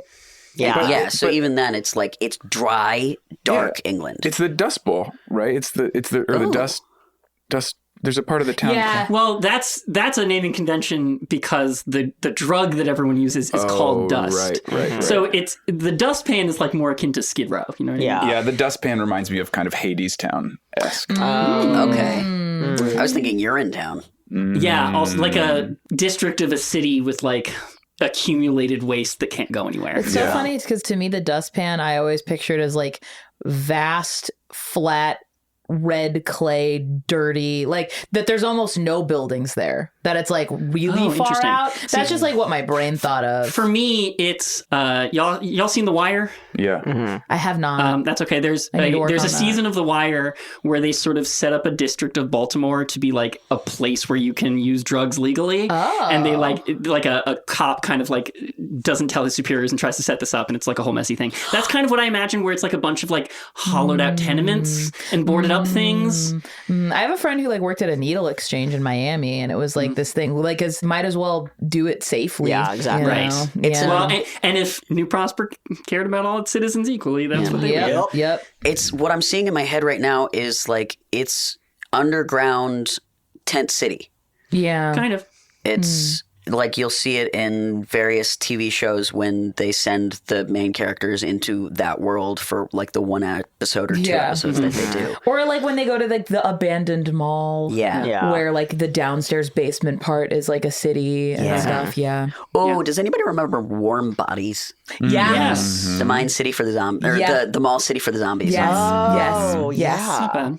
Yeah. So, kind of a downer answer, but it's very strong vibes. Is I think what we're going for. Yeah. What about college? We still have we have college. Yeah. We have the come up. So I will say that in my brain, I'm just basing it off of my own college experience, which was the University of Miami, which actually had like a pretty decent layout, but it's like a lot of, hilariously because it's Miami, white brick, which is very reflective. And so it's just like super bright, Glaring, yeah. but also like a lot of floor to ceiling glass windows and like the idealized idea of what a cool modern little place is for you to like get your education. Yeah. And, like, For me, the come up has always looked like Museum Mile in New York. Like, Yeah. Okay, yeah. Like by the park, like all of these different academic and arts institutions nearby, like, and also like regular office buildings and residential buildings scattered throughout. In a very similar vein, I'm always imagining the campus of Boston University, which is very similar to that. Yeah. I'm honestly imagining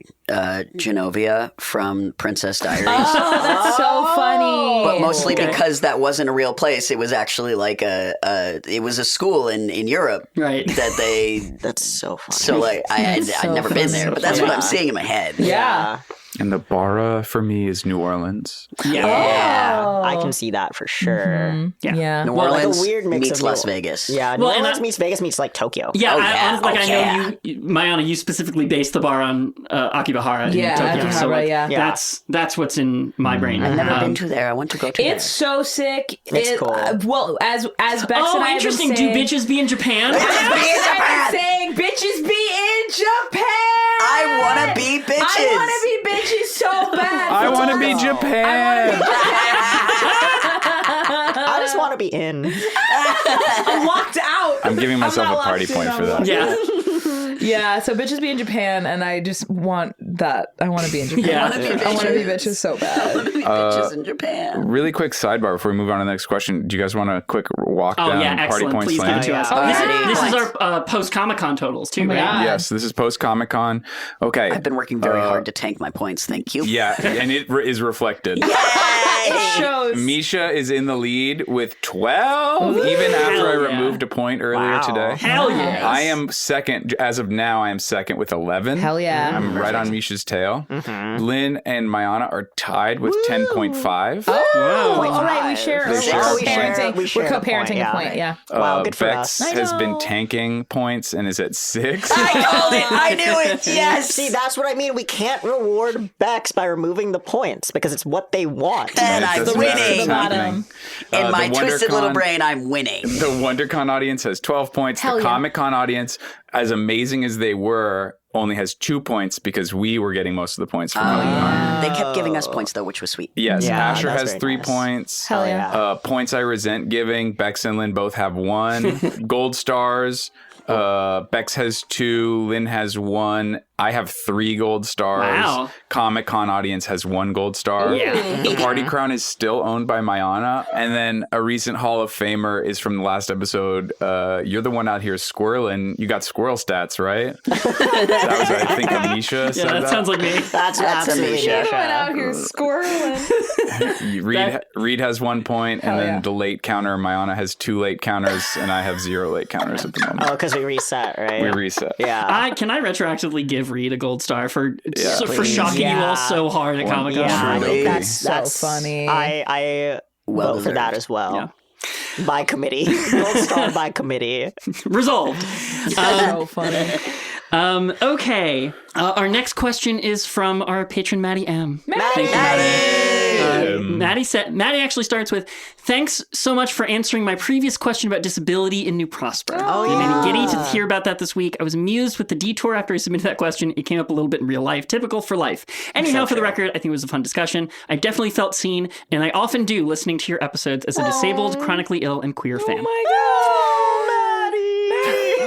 A Another question, more from a game master POV and not necessarily specific to this game only. I'm curious about how Misha, or anyone else in the cast that has GM'd, went from player to GM. What was that transition like? How does it change your approach to gameplay? Is it different for casual play versus something like this show? Oh, interesting. Interesting. Great Have question. never, will never. Player for life. Hell yeah. Pillow Princess for life. Let's go, baby. Yes. Princess for life.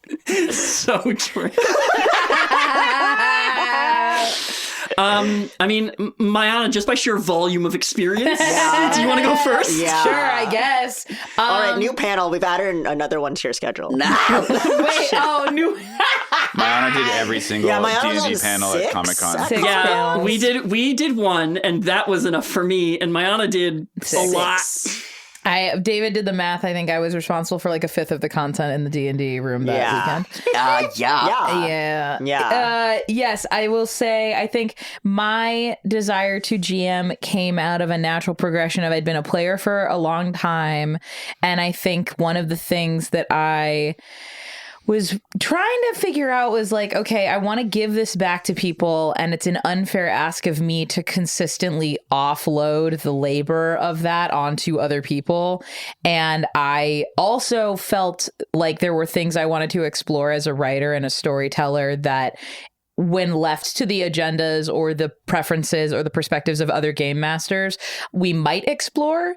But the best way for me to ensure that the things I want to explore do get explored, I would just have to take that into to Thanos it. I'll do it myself. Yeah, right. Yeah. And so it was very rewarding. I started GMing actually, I think like last February. So I've only been... Whoa. I'm sorry, what? Hold on. What? Hold on. Wait. Hold on. Wait. I'm just... What? I need Wait. to... I can't... I've been broken by this news. Pause. This... Ian is lounging right now, eyes fully closed, legs extended onto the coffee table. Guys, I started a new job this week. I'm more tired. I am actually as tired as Gordon is in our That's campaign. real. I'm happy that you're lounging. Yeah. It makes me happy. I don't have any of Sitting this over there with his experience, eyes so I'm closed the whole taking time. this opportunity Yes, relax. Post to up. get a 5-minute nap. Yeah. Post up, King. Yeah, so I started jamming last February. Insane.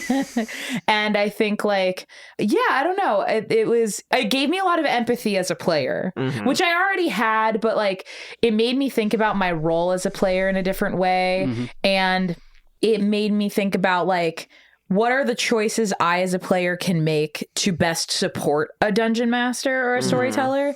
Because when you approach just as a player, I think you have an instinct to go, okay, well, what do I need out of the situation? Like, what am I trying to get out of the situation?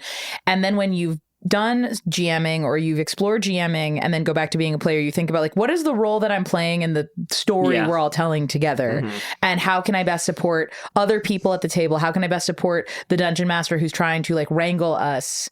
And so when it comes to things like this show, I think one, I mean, you put so much, Misha, you put so much work into this show. And so like, I knew that already, but like, thinking about it in terms of the things that you're trying to manage with these 4 characters and the things you're trying to make sure all of us get out of this experience, and the fact that it's a produced audio medium thing that people are going to listen to, like that's a lot of things to balance. So and we're only in audio. You do a bunch of video stuff on top with like minis and costumes and lighting and stuff I don't even touch. I get so self-conscious before I film anything. It's just because it's so many things, and also like I don't get to act often. And so I'm like, I did this degree. I really want to use it like a little bit. And you're so good at it. Thank you. I appreciate that. So I think like GMing for a home game, there's obviously a lot of things to consider. I actually find GMing for a home game very relaxing at this point because it's like, wow, you mean I can stumble and stutter and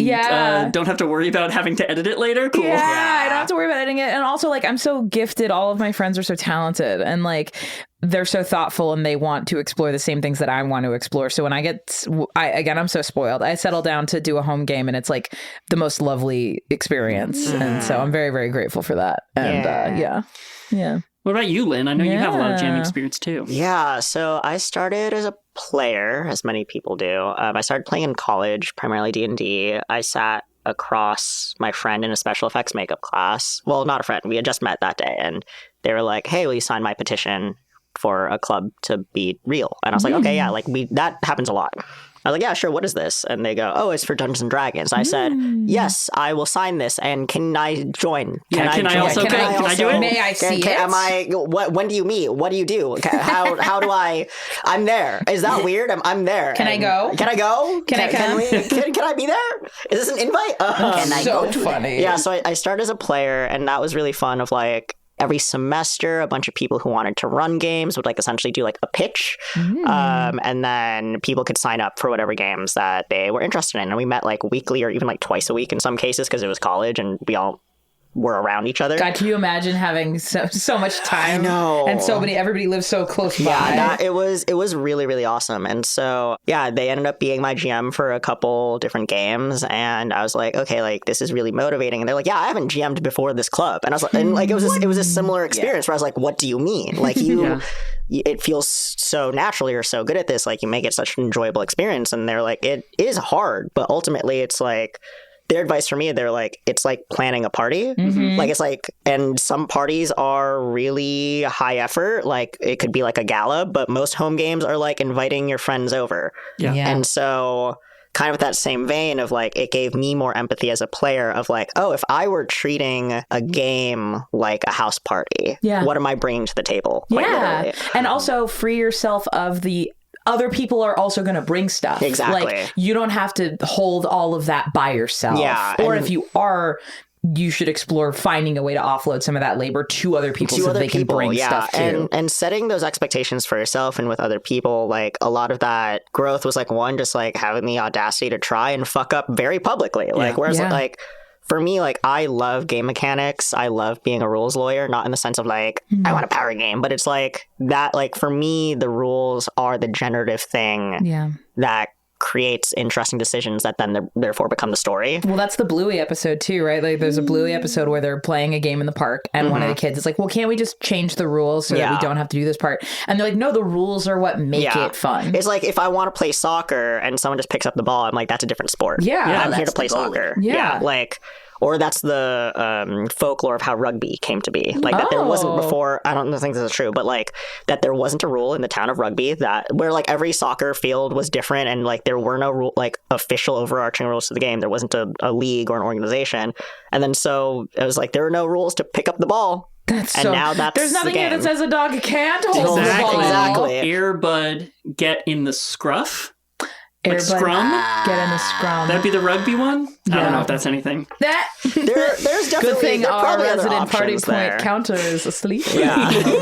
Got away with one. But yeah, like so the jump from player to GM was not as big a leap as I thought it would be. And I chose for the first game that I GM'd to play with people who've all GM'd before. Oh, that's the best. That's which was like best. I was really lucky that I was able to find those people. But like all of them were very grateful. They're like, oh, we get to play. That's the best. And I was like, so it felt like a gift to them. Like whenever I've like run one shots with you, Mish, like it feels like, oh, I get to like give you the gift of being able to be a player without Bless. But like, yeah, like players out there, players learn the fucking rules. Like if you showed up to a game, like obviously you won't know all the rules. No one knows all the rules. But know the fucking rules. That'll help your GMs immensely. I would say, like, don't make not knowing the rules everyone else's problem. Exactly. Oh, Yeah. also, sorry, I'm going to be petty for 2 seconds. Yeah. Know your fucking sheet. Yeah, know The your character amount of sheet. times I had a game I was running for like 8 weeks in a row, and there was somebody who consistently was like, "Where's Magic Missile? You're a sorcerer. You need Hi. that. Yeah. Like, what do you like? Where's wisdom? What? Yeah. Like, come on. I mean, that is a thing. I think, like, once you've GM'd, you know all of the ways a player can make you mad, and you try not to do those things. Try not to do those things. Just but know like, your shit.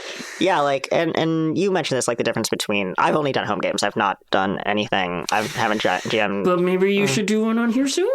Little one-shot adventure. Let's talk about it. By the way, Misha, I'm not taking a point away, but you are on notice.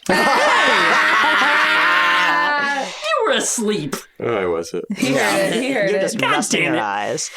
But yeah, that the jump from player to GM is not particularly difficult. It's not a huge leap. I think where a lot of people do find it's a huge leap is when they aren't familiar with the rules. And then you're actually caught, you're catching yourself in a moment where you are realizing, I have not been showing up to the table as my best. I've been coming to the party empty-handed. And that's not like a whole like indictment. Yeah, on no, you. but you realize Absolutely it, and not. hopefully it means that you can change your behavior going forward. And that like once you recognize that, you can be a better player, and the GM is a player. Like in 90% of the games that I read that have a GM in it, the GM is a player. Agreed. That might have asymmetrical rules, but they're still a player. I also think it liberates you as a GM. I would hope people who GM discover that there are rules that are core to how the game functions. But I think the thing that's really freeing that I think people realize is there's a green space there that you can choose to create your own rules, or you can choose to make the rules different to best facilitate the story you're telling. Or for me, it's like if you as a table, and this is both like a GM and player advice, if you feel constantly that the mechanics of the game are getting in the way of the type of game you want to be playing or the story you want to tell, choose a different game. Yes, that too. I want to hold off on that for just a few minutes. Yes. Ooh. I want to check in with Bex. Bex, have you ever GM'd? I have not. Really? I'm scared of it. That's fair. I would like to. The thing that's holding me back is exactly what Lynn spoke to, is the fear of fucking up, because I've played games with some GMs who were truly terrible. Yeah, I've seen you play some games with some bad GMs. Yeah. I've played some games publicly and privately with some bad GMs, and it makes me... It's infuriating. It's infuriating. It's like a betrayal. It is, and it's scary. A lot of the way that I learn, a lot of the way that I apply things to my life is by what not to do. Maybe it comes from being ADHD and being defined as from a deficit. That's real. I'm non-binary, described from it. Anyway. And even then, it's scary because even though I have experience of what not to do, I have Lynn, Misha, and Ibra as my examples of how to do it, and living up to those three is insane. That I feel like. Yeah, I mean, what the hell?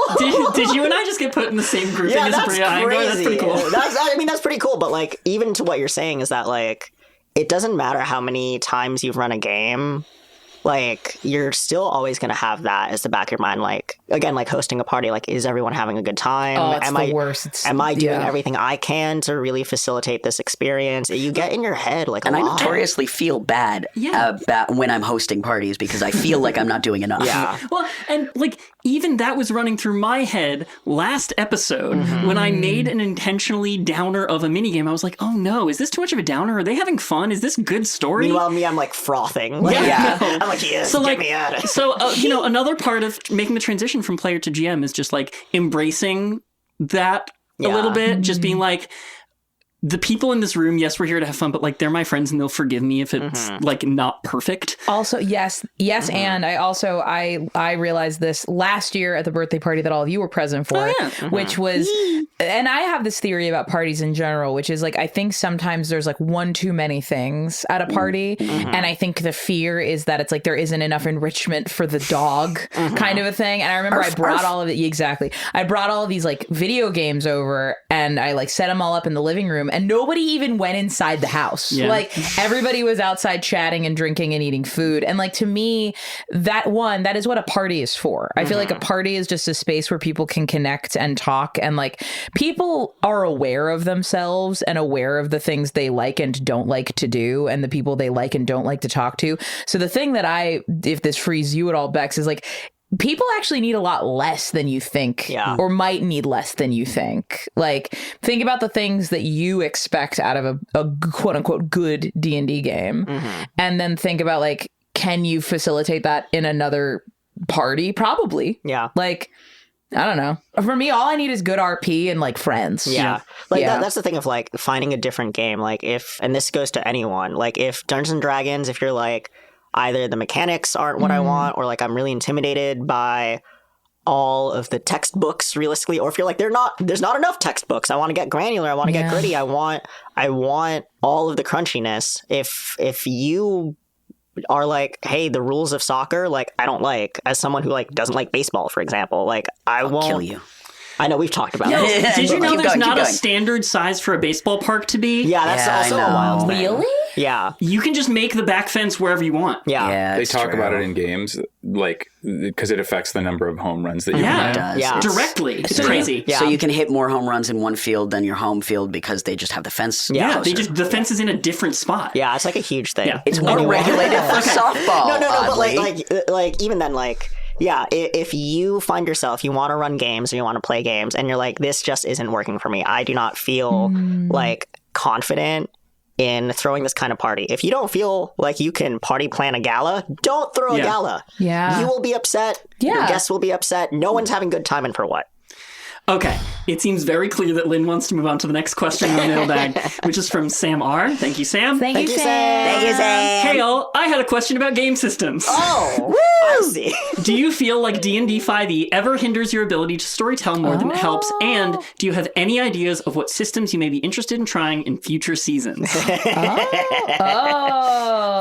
What's that one? Oh God, I really want to try the one where you're all princesses. Oh, Perils and Princesses? Or... Oh, that's one. There's also the Excellence. The Excellence. Yeah. That's the one I want to play. I want to play the Excellence is more Excellence. rules light. That is. So I would anyway. let's answer the first thing first. Like, Sorry. do you guys, especially with this show, ever feel like 5e is getting in your way? No.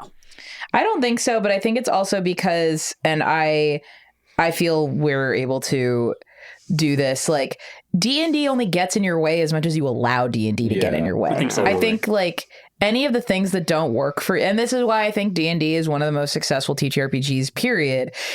Because it's so long running and because there is a bit of free space in the fact that like, if you want to run D&D and you don't want to touch any of the official books, you don't really need to. Yeah, I Like, saw a thing yesterday on TikTok that was like, part of getting to know 5e is like learning which of the rules you can ignore when. Yeah, absolutely. And much that's that. the same thing of improv training. It's Yeah. like you learn all the rules of improv. So you know which ones to break. So you know which ones to break and you know which ones best serve the scene that you're trying to do. Yeah. And I would say, particularly like I'm the kind of GM where like if I ever feel like 5e is lacking in something I want to do for any reason, I'll just like make Add up a game something. and plug it in. Yeah. Yeah. Very much like the Bracha Estate game, which is just like, hey, what if we just like, I don't know that D&D 5e has robust enough social mechanics for the thing we specifically want to do. Yeah. Let's, pull Urban Shadows into 5e and make it Yeah. work. Yeah, absolutely. My feeling is that D&D doesn't get in our way,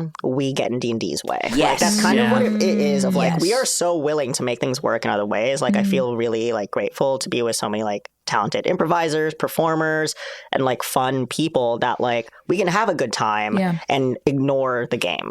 We've got so many little Yeah. home-brewed moments in here. And that is the thing for me as someone who again likes rules, likes mechanics, where it's like there are a lot of things like I would probably hot take. We don't play a ton of D&D in here. No, you're Like, right. It's No, true, we we don't. actually Not a hot spend take at all. full episodes like truly just role playing. Exactly. So it's like Sometimes we break D&D entirely while we're playing. yeah, so it's like D&D 5e and others, but especially D&D 5e works best during combat. 100%. It is a combat game. It is Yes. a combat focused game. It's a game that assumes combat will happen and wants you to have a lot of combat. Yeah. Yes. Like the structure, because as we have determined the show, like that's not, we don't have 6 encounters per day, which is what you're supposed to be doing. I want to do a dungeon crawl so bad. I know, we're going to do it. We're going to do it. There's one sitting for I you right in the know. middle of the We're not scene. ready yet. We're not ready yet. You might be ready now. Oh, be ready shit. now. You might be ready because there's not a lot else. Yeah. There you go. Oh. There It you might go. be time. Yeah.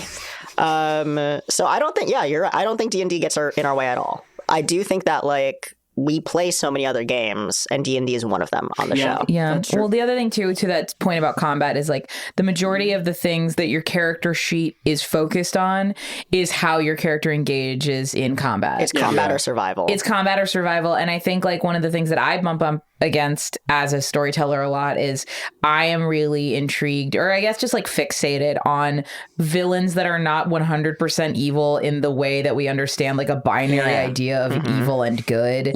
And so Just rejecting a binary. What's that? Who does that? and so I think the thing that I run into a lot is I'm like, I know that the characters need to feel motivated enough to murder this adversary, but I also think that I am always prepared for the possibility that the characters can resolve the conflict through nonviolent means. Oh, yeah. I think the thing that I need to do more, because I think I'm robbing my players of the experience of building a sheet that is built to do that, is like fighting an enemy that when you defeat them, that doesn't ultimately end in them being dead. Yeah. It ends in them very similar like Persona or Kingdom Hearts or any of these games. Like it ends in them being in a moment of vulnerability where you can have an impact on them rather than fully removing the idea that a combat is just not going to happen. Yeah. Man, this makes me think of Demon Slayer. Oh. They do a really good job of, at the end of each demon's time, they do a moment of humanity. Yeah. A moment like, and so like that, but mixed with My Hero Academia of, are you going to save this demon or are you going to take them out? Yeah. Ian, I would love to hear from you. Do you think the D&D that gets in your way? No, but I think that is predominantly because of you as the GM. Yeah. Like there are so many moments where I'm like, can we do this? And you're like, fuck it. Right? Yeah. Okay, thank you. I don't know if I'm ever saying fuck it. I am always trying to be like, how would we make the thing you're saying work in it? Yeah, I get a lot you of... letting that happen, because there are so many times where I run into people who just won't even let that conversation happen. Yeah, with Misha, there's a lot of... maybe you can't do that, but you can do this. Yeah, or like how do we, or as you just even said, how do we frame that correctly, or how do we frame that within the constraints of the thing we're doing? How do we make that fit? And as we've talked about many times, that's because we're a story-first podcast. Right, Right? what is it, show, story, game? Yeah, one of the things we talked about and I think have done a great job at sticking to is this idea of like what to prioritize while we're making the Wandering Path. Friendship. Yeah. Well, for like 0 friendship. Yes. Like the most important thing after friendship would be like the show. Are we making a good show? Is it fun to listen to? Yeah. The second one below that is story. Are we telling a good story that's impactful and hits the themes we want to hit? Yeah. And then the bottom layer actually is the game. Yeah. Are we playing the game correctly? Are we doing a good job of like portraying the game as it exists? And that's not to say game doesn't matter. Yeah. No, it's just if we are going to prioritize one thing over another, we're prioritizing most things in here over the game. Because it's an entertainment. This thing is entertainment first and foremost, and it needs to be something that the listener hopefully enjoys and is engaged in above like, did that role work mechanically correctly to the thing? And like as someone who's played a home game with some of the people around the table, that like that is not our philosophy in a home game whatsoever. Not whatsoever. We like when the game shines, the game shines. That it leads to those unpredictable moments, but like in a way that would be so derailing to a listener that like when we think about our listeners, when we think about y'all like submitting these questions and stuff to us, where we go, I don't think this is fun for them. Like, then we'll like take it back and run it back. I always think about the fact that time is valuable, and that I know even the 5 of us sitting in this room this month in particular, we're all really busy and we're all really tired, and we all took the time to record this episode, and everyone on Earth right now is dealing with that or even more demands on their time. And so like everyone's time is so valuable, and I want to be cognizant of that in everything that I do, that like if you're giving any of your time to us on this planet, that is valuable on a metric that I can't even like measure. It's treasured, it's cherished, it's appreciated. Truly. Yes. Thank you so much. So finally, that's the last portion of this question. Do you think there's another game you would want to play in a future season? Oh, I want to play City of Mist so bad. I know. I want to play City of Mist so bad. City of Mist. City of Mist, yes. City of Mist is urban fantasy published by Son of Oak Games. They also have another game coming out called Legends in the Mist that is more traditional fantasy romp, but it's urban fantasy, which I love. No way. No way! Shocker. What? It is kind of in the vein of Powered by the Apocalypse, but it is a world in which people are living out legends, myths, folk tales, etc. And it becomes like a web of these stories playing out in the real world, and people may or may not be awakened to their roles. Amazing. So like that's what the Mist is. So someone going out, taking out the trash, and if they see like a minotaur walking around, they might say, fuck, like I did not get enough sleep last night, like I'm going crazy, but like a minotaur might actually be out there. Or the minotaur might be symbolic to something else that is perhaps like a Ghost in the Machine type thing. Are there people who are like basically the reincarnation almost of like a Joan of Arc or like Yeah, a Zeus so it or could be like a, that's anywhere of cool. like Joan of Arc. It could be Excalibur. It could be That's cool. I made a Paul character. Bunyan. We like did a session 0 and then never really got to play a campaign, but I made a character that was like a lightning deity that fell in love with Nikola Tesla and got that's trapped so within the wires. Yeah. Which honestly, I love that character. Yeah, if it's a we good play CD character. Mist, I might Yeah. play that character. I love that. One of my friends who was the one who actually got me into D&D, they just wanted to be the Jersey Devil. And I was like, that's fucked up. And they're like, I just want to be a fucked up kid. I'm the Jersey Devil. And I'm like, okay, all right. So yeah, like it spans a lot. I love a lot of Powered by the Apocalypse games, like the flexibility of the storytelling. Yeah, we Urban Shadows, which we played, is a Powered by the Apocalypse game. So like we're really in there. Yes. Bex, did you say you had another answer to this? Yeah, so I'm a big Adam Ellis fan.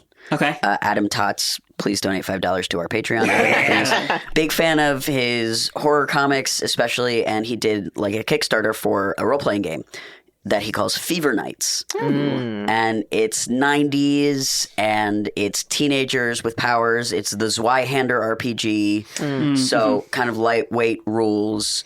I have the book, and it's so well drawn that I really want to play it. I just Googled it, and Meow Wolf is doing a TTRPG called Exalted Funeral. That's pretty Kickstarter's launching soon. That's pretty That's cool. gonna be that's gonna be big. Oh. So, Mayan, is that the one you're running for us? Oh man, okay. There's this new one called Knights of Bastionland that my friends were telling me about that I really want to run. And it's by a bunch of knights, and it sounds really sick. The Excellence also sounds really cool. I just looked at the cover and it looks sick as fuck. Slug Blaster would also be a fun one. Slug Yeah. Blaster Right, looked yeah. really fucking Slug fun. Blaster would be a really fun one. I know, because we all went through our like Tony Hawk Pro Skater phase on this Yeah. show, and then like right as we were doing it, they came out with a perfect game for it. Literally perfect game, and I'm playing it in a home game that we did. One of the panels I did at SDCC was our home game, It just was really live. cute. Oh, wow. my God, Yeah, that's and it was really fun. funny. That was such a fun panel too. Thank you. And like Eddie was like, if you want to know where you can watch us, you can't. It was so iconic. But I will post updates because we haven't had a follow-up session yet, and big revelations happened. I'm so happy you saw this. That was a lot. That was It was incredible. a lot. And one of the cool things about the mechanics of it is it's basically at its bones a resource management game. So you have two resources, which are like good resource, bad resource. And you have to spend good or bad resource on character development arcs in addition to other things. And the arcs are family angst arc, personal development arc, team arc, and there's like, I can't remember the last one, but basically each arc, by design, you have to go through like bad part before you get to cathartic good end part. Yeah. And so no matter what you do, you will spend enough points to get to like your family's pissed at you. You had a big fight with your friend. All is lost. You're in a dark time. And until you get more points, until you grind those rails more, you cannot reach catharsis. And We I love think a hero's that's journey. Yeah. I was And gonna say Joseph Campbell would love this game. Joseph Campbell would love this game. And I also think like you can probably just take that resource structure and supplant it into like honestly, like there are some good tools in there for Wandering Path of like I believe that. Yeah. Neat. Yeah. I would like to play Vampire the Masquerade, but in a what we do in the shadows kind of vibe, which I'm sure has already been done. Vampire the Masquerade as a comedy would be very Wait. funny. I mean, and I would and it'd all be- the NPCs are Vampire the Masquerade characters as they would be. Yes. But just the party is Yes. a bunch of I doofuses. Yes. It is a really fun. So into that. It is a really fun, like, creative exercise to be like, wrong genre. Everyone else in the right genre. That's But yeah, we it's are like the wrong. it's the Muppet movie version of Vampire the Yes. Masquerade. Yeah. Yeah, we did that by accident in one of Misha's home games. We were like, we want a deep dark campaign, and then we proceeded to play idiots. Yeah, the brief was grimdark, and I was like, what's going on?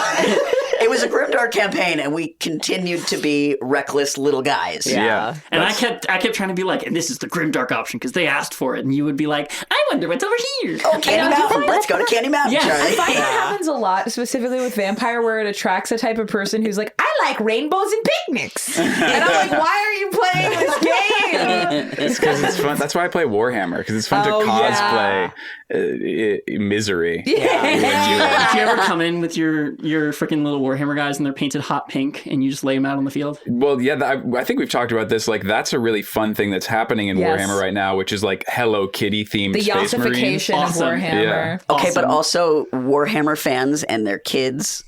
And so, like, glitter paint. Yeah. Because they've been doing it with their kiddos. Yeah. So cute. I had Sid paint a little bit of. Oh, that's cute. Hell it was super fun. Hell yeah. Sid's my girlfriend, not my kid. I'll throw this in there. There's a game that I've been itching to play. Like, I'm really itching to do some sort of far future clunky cyberpunk narrative. Like, I just replayed Citizen Sleeper 2. I played a campaign of Lancer RPG. Yeah, that was cool. Is, it's Shinji getting the robot. It's Neon Genesis Evangelion, the game. Sorry, I have a visceral reation to that. Yeah, we That's had okay. a rough go. No, at listen. Lancer. So, but I love the kinds of worlds that like it makes, and I love that vibe and that aesthetic. But like the game Lancer is so crunchy, and it has like It gave me a panic attack. Don't you get 2 character sheets? Because you get a character sheet for your character, and then one for and then, you. and then every mech you build has a separate character sheet, I hate and you can that. have multiple in your hangar. And also, like every mech has like HP, but also overburn and radiate, and it's all just HP. And so there's like 5 different HPs you have to keep track Yeah, of. I had a panic attack trying to do this, and all I wanted to do was play Pidge and make Voltron. And I couldn't, because I couldn't get through the creation process. So like this isn't the game we should play. I don't think we should play Lancer, but I am itching to play like a far future cyberpunk mech vibe. Jigsaw Craftsman, Mechanaut Craftsman. Yeah, Valdes. like truly like some Gundam. Yeah. I'm a friend of mine just asked me to sit down and watch Gundam Thunderbolt, so like that's kind of the vibe. Oh, wow. I What know if Girl by it's- Moonlight has a mech module. Yeah. Girl by The Moonlight other has a thing I mech could module. pitch is like Power Rangers, where it's like we each get one part of the mech. So like one person's leg, one person's arm, one person's head. Ultron. Yeah. Oh, duh. Yeah. I literally just whoops. No, you're right. It's Power Rangers I'm too. so sorry. I'm so Being the sorry. mechs. Not sponsored unless they want to call Bex back. Yeah, there you go. Netflix. Come on. Yeah, there are a lot of games I'd love to play. Yeah. A lot of them are very urban fantasy, like Eureka, which is also an urban fantasy Yeah. mystery.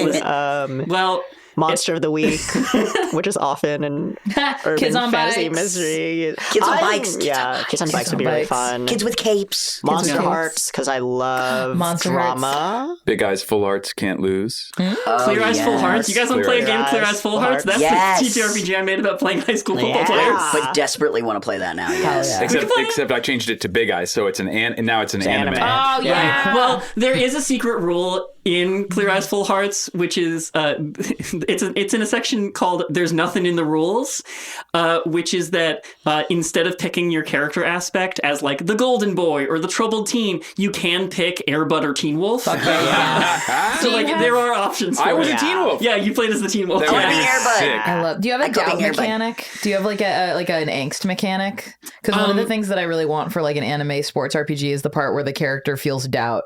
Well, Yeah. there is a mechanic where if you win or lose the game, it like affects the morale of the hometown you live in, and so like you have to say how like you losing the high school football game affects people in the town. So funny. Stock is down. The baker shop closed.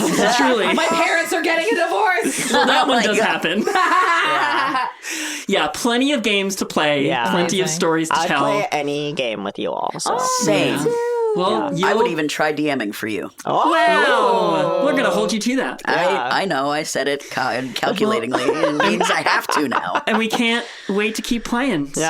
So stay tuned for all this and more. Yeah. And also, what the hell's going to happen to Fran, JJ, Oh my Ibra, and God. Gordon? NBG. MBG. Pass. And the whole goddamn world, apparently. Yeah, but Finally. I feel like we're entering the. We're entering the Act 3. Yeah, we're Yeah. rapidly We're closing in. I'm definitely trying to say the plot out loud for the sure. star in the sky is approaching the Earth. The big moon that goes. "Urgh." Yeah. But all that will have to come a little later. Thanks so much my for God. listening, you guys. Thanks We'll for catch all you your next time. support. Thanks. Thank Bye. you. later. Bye.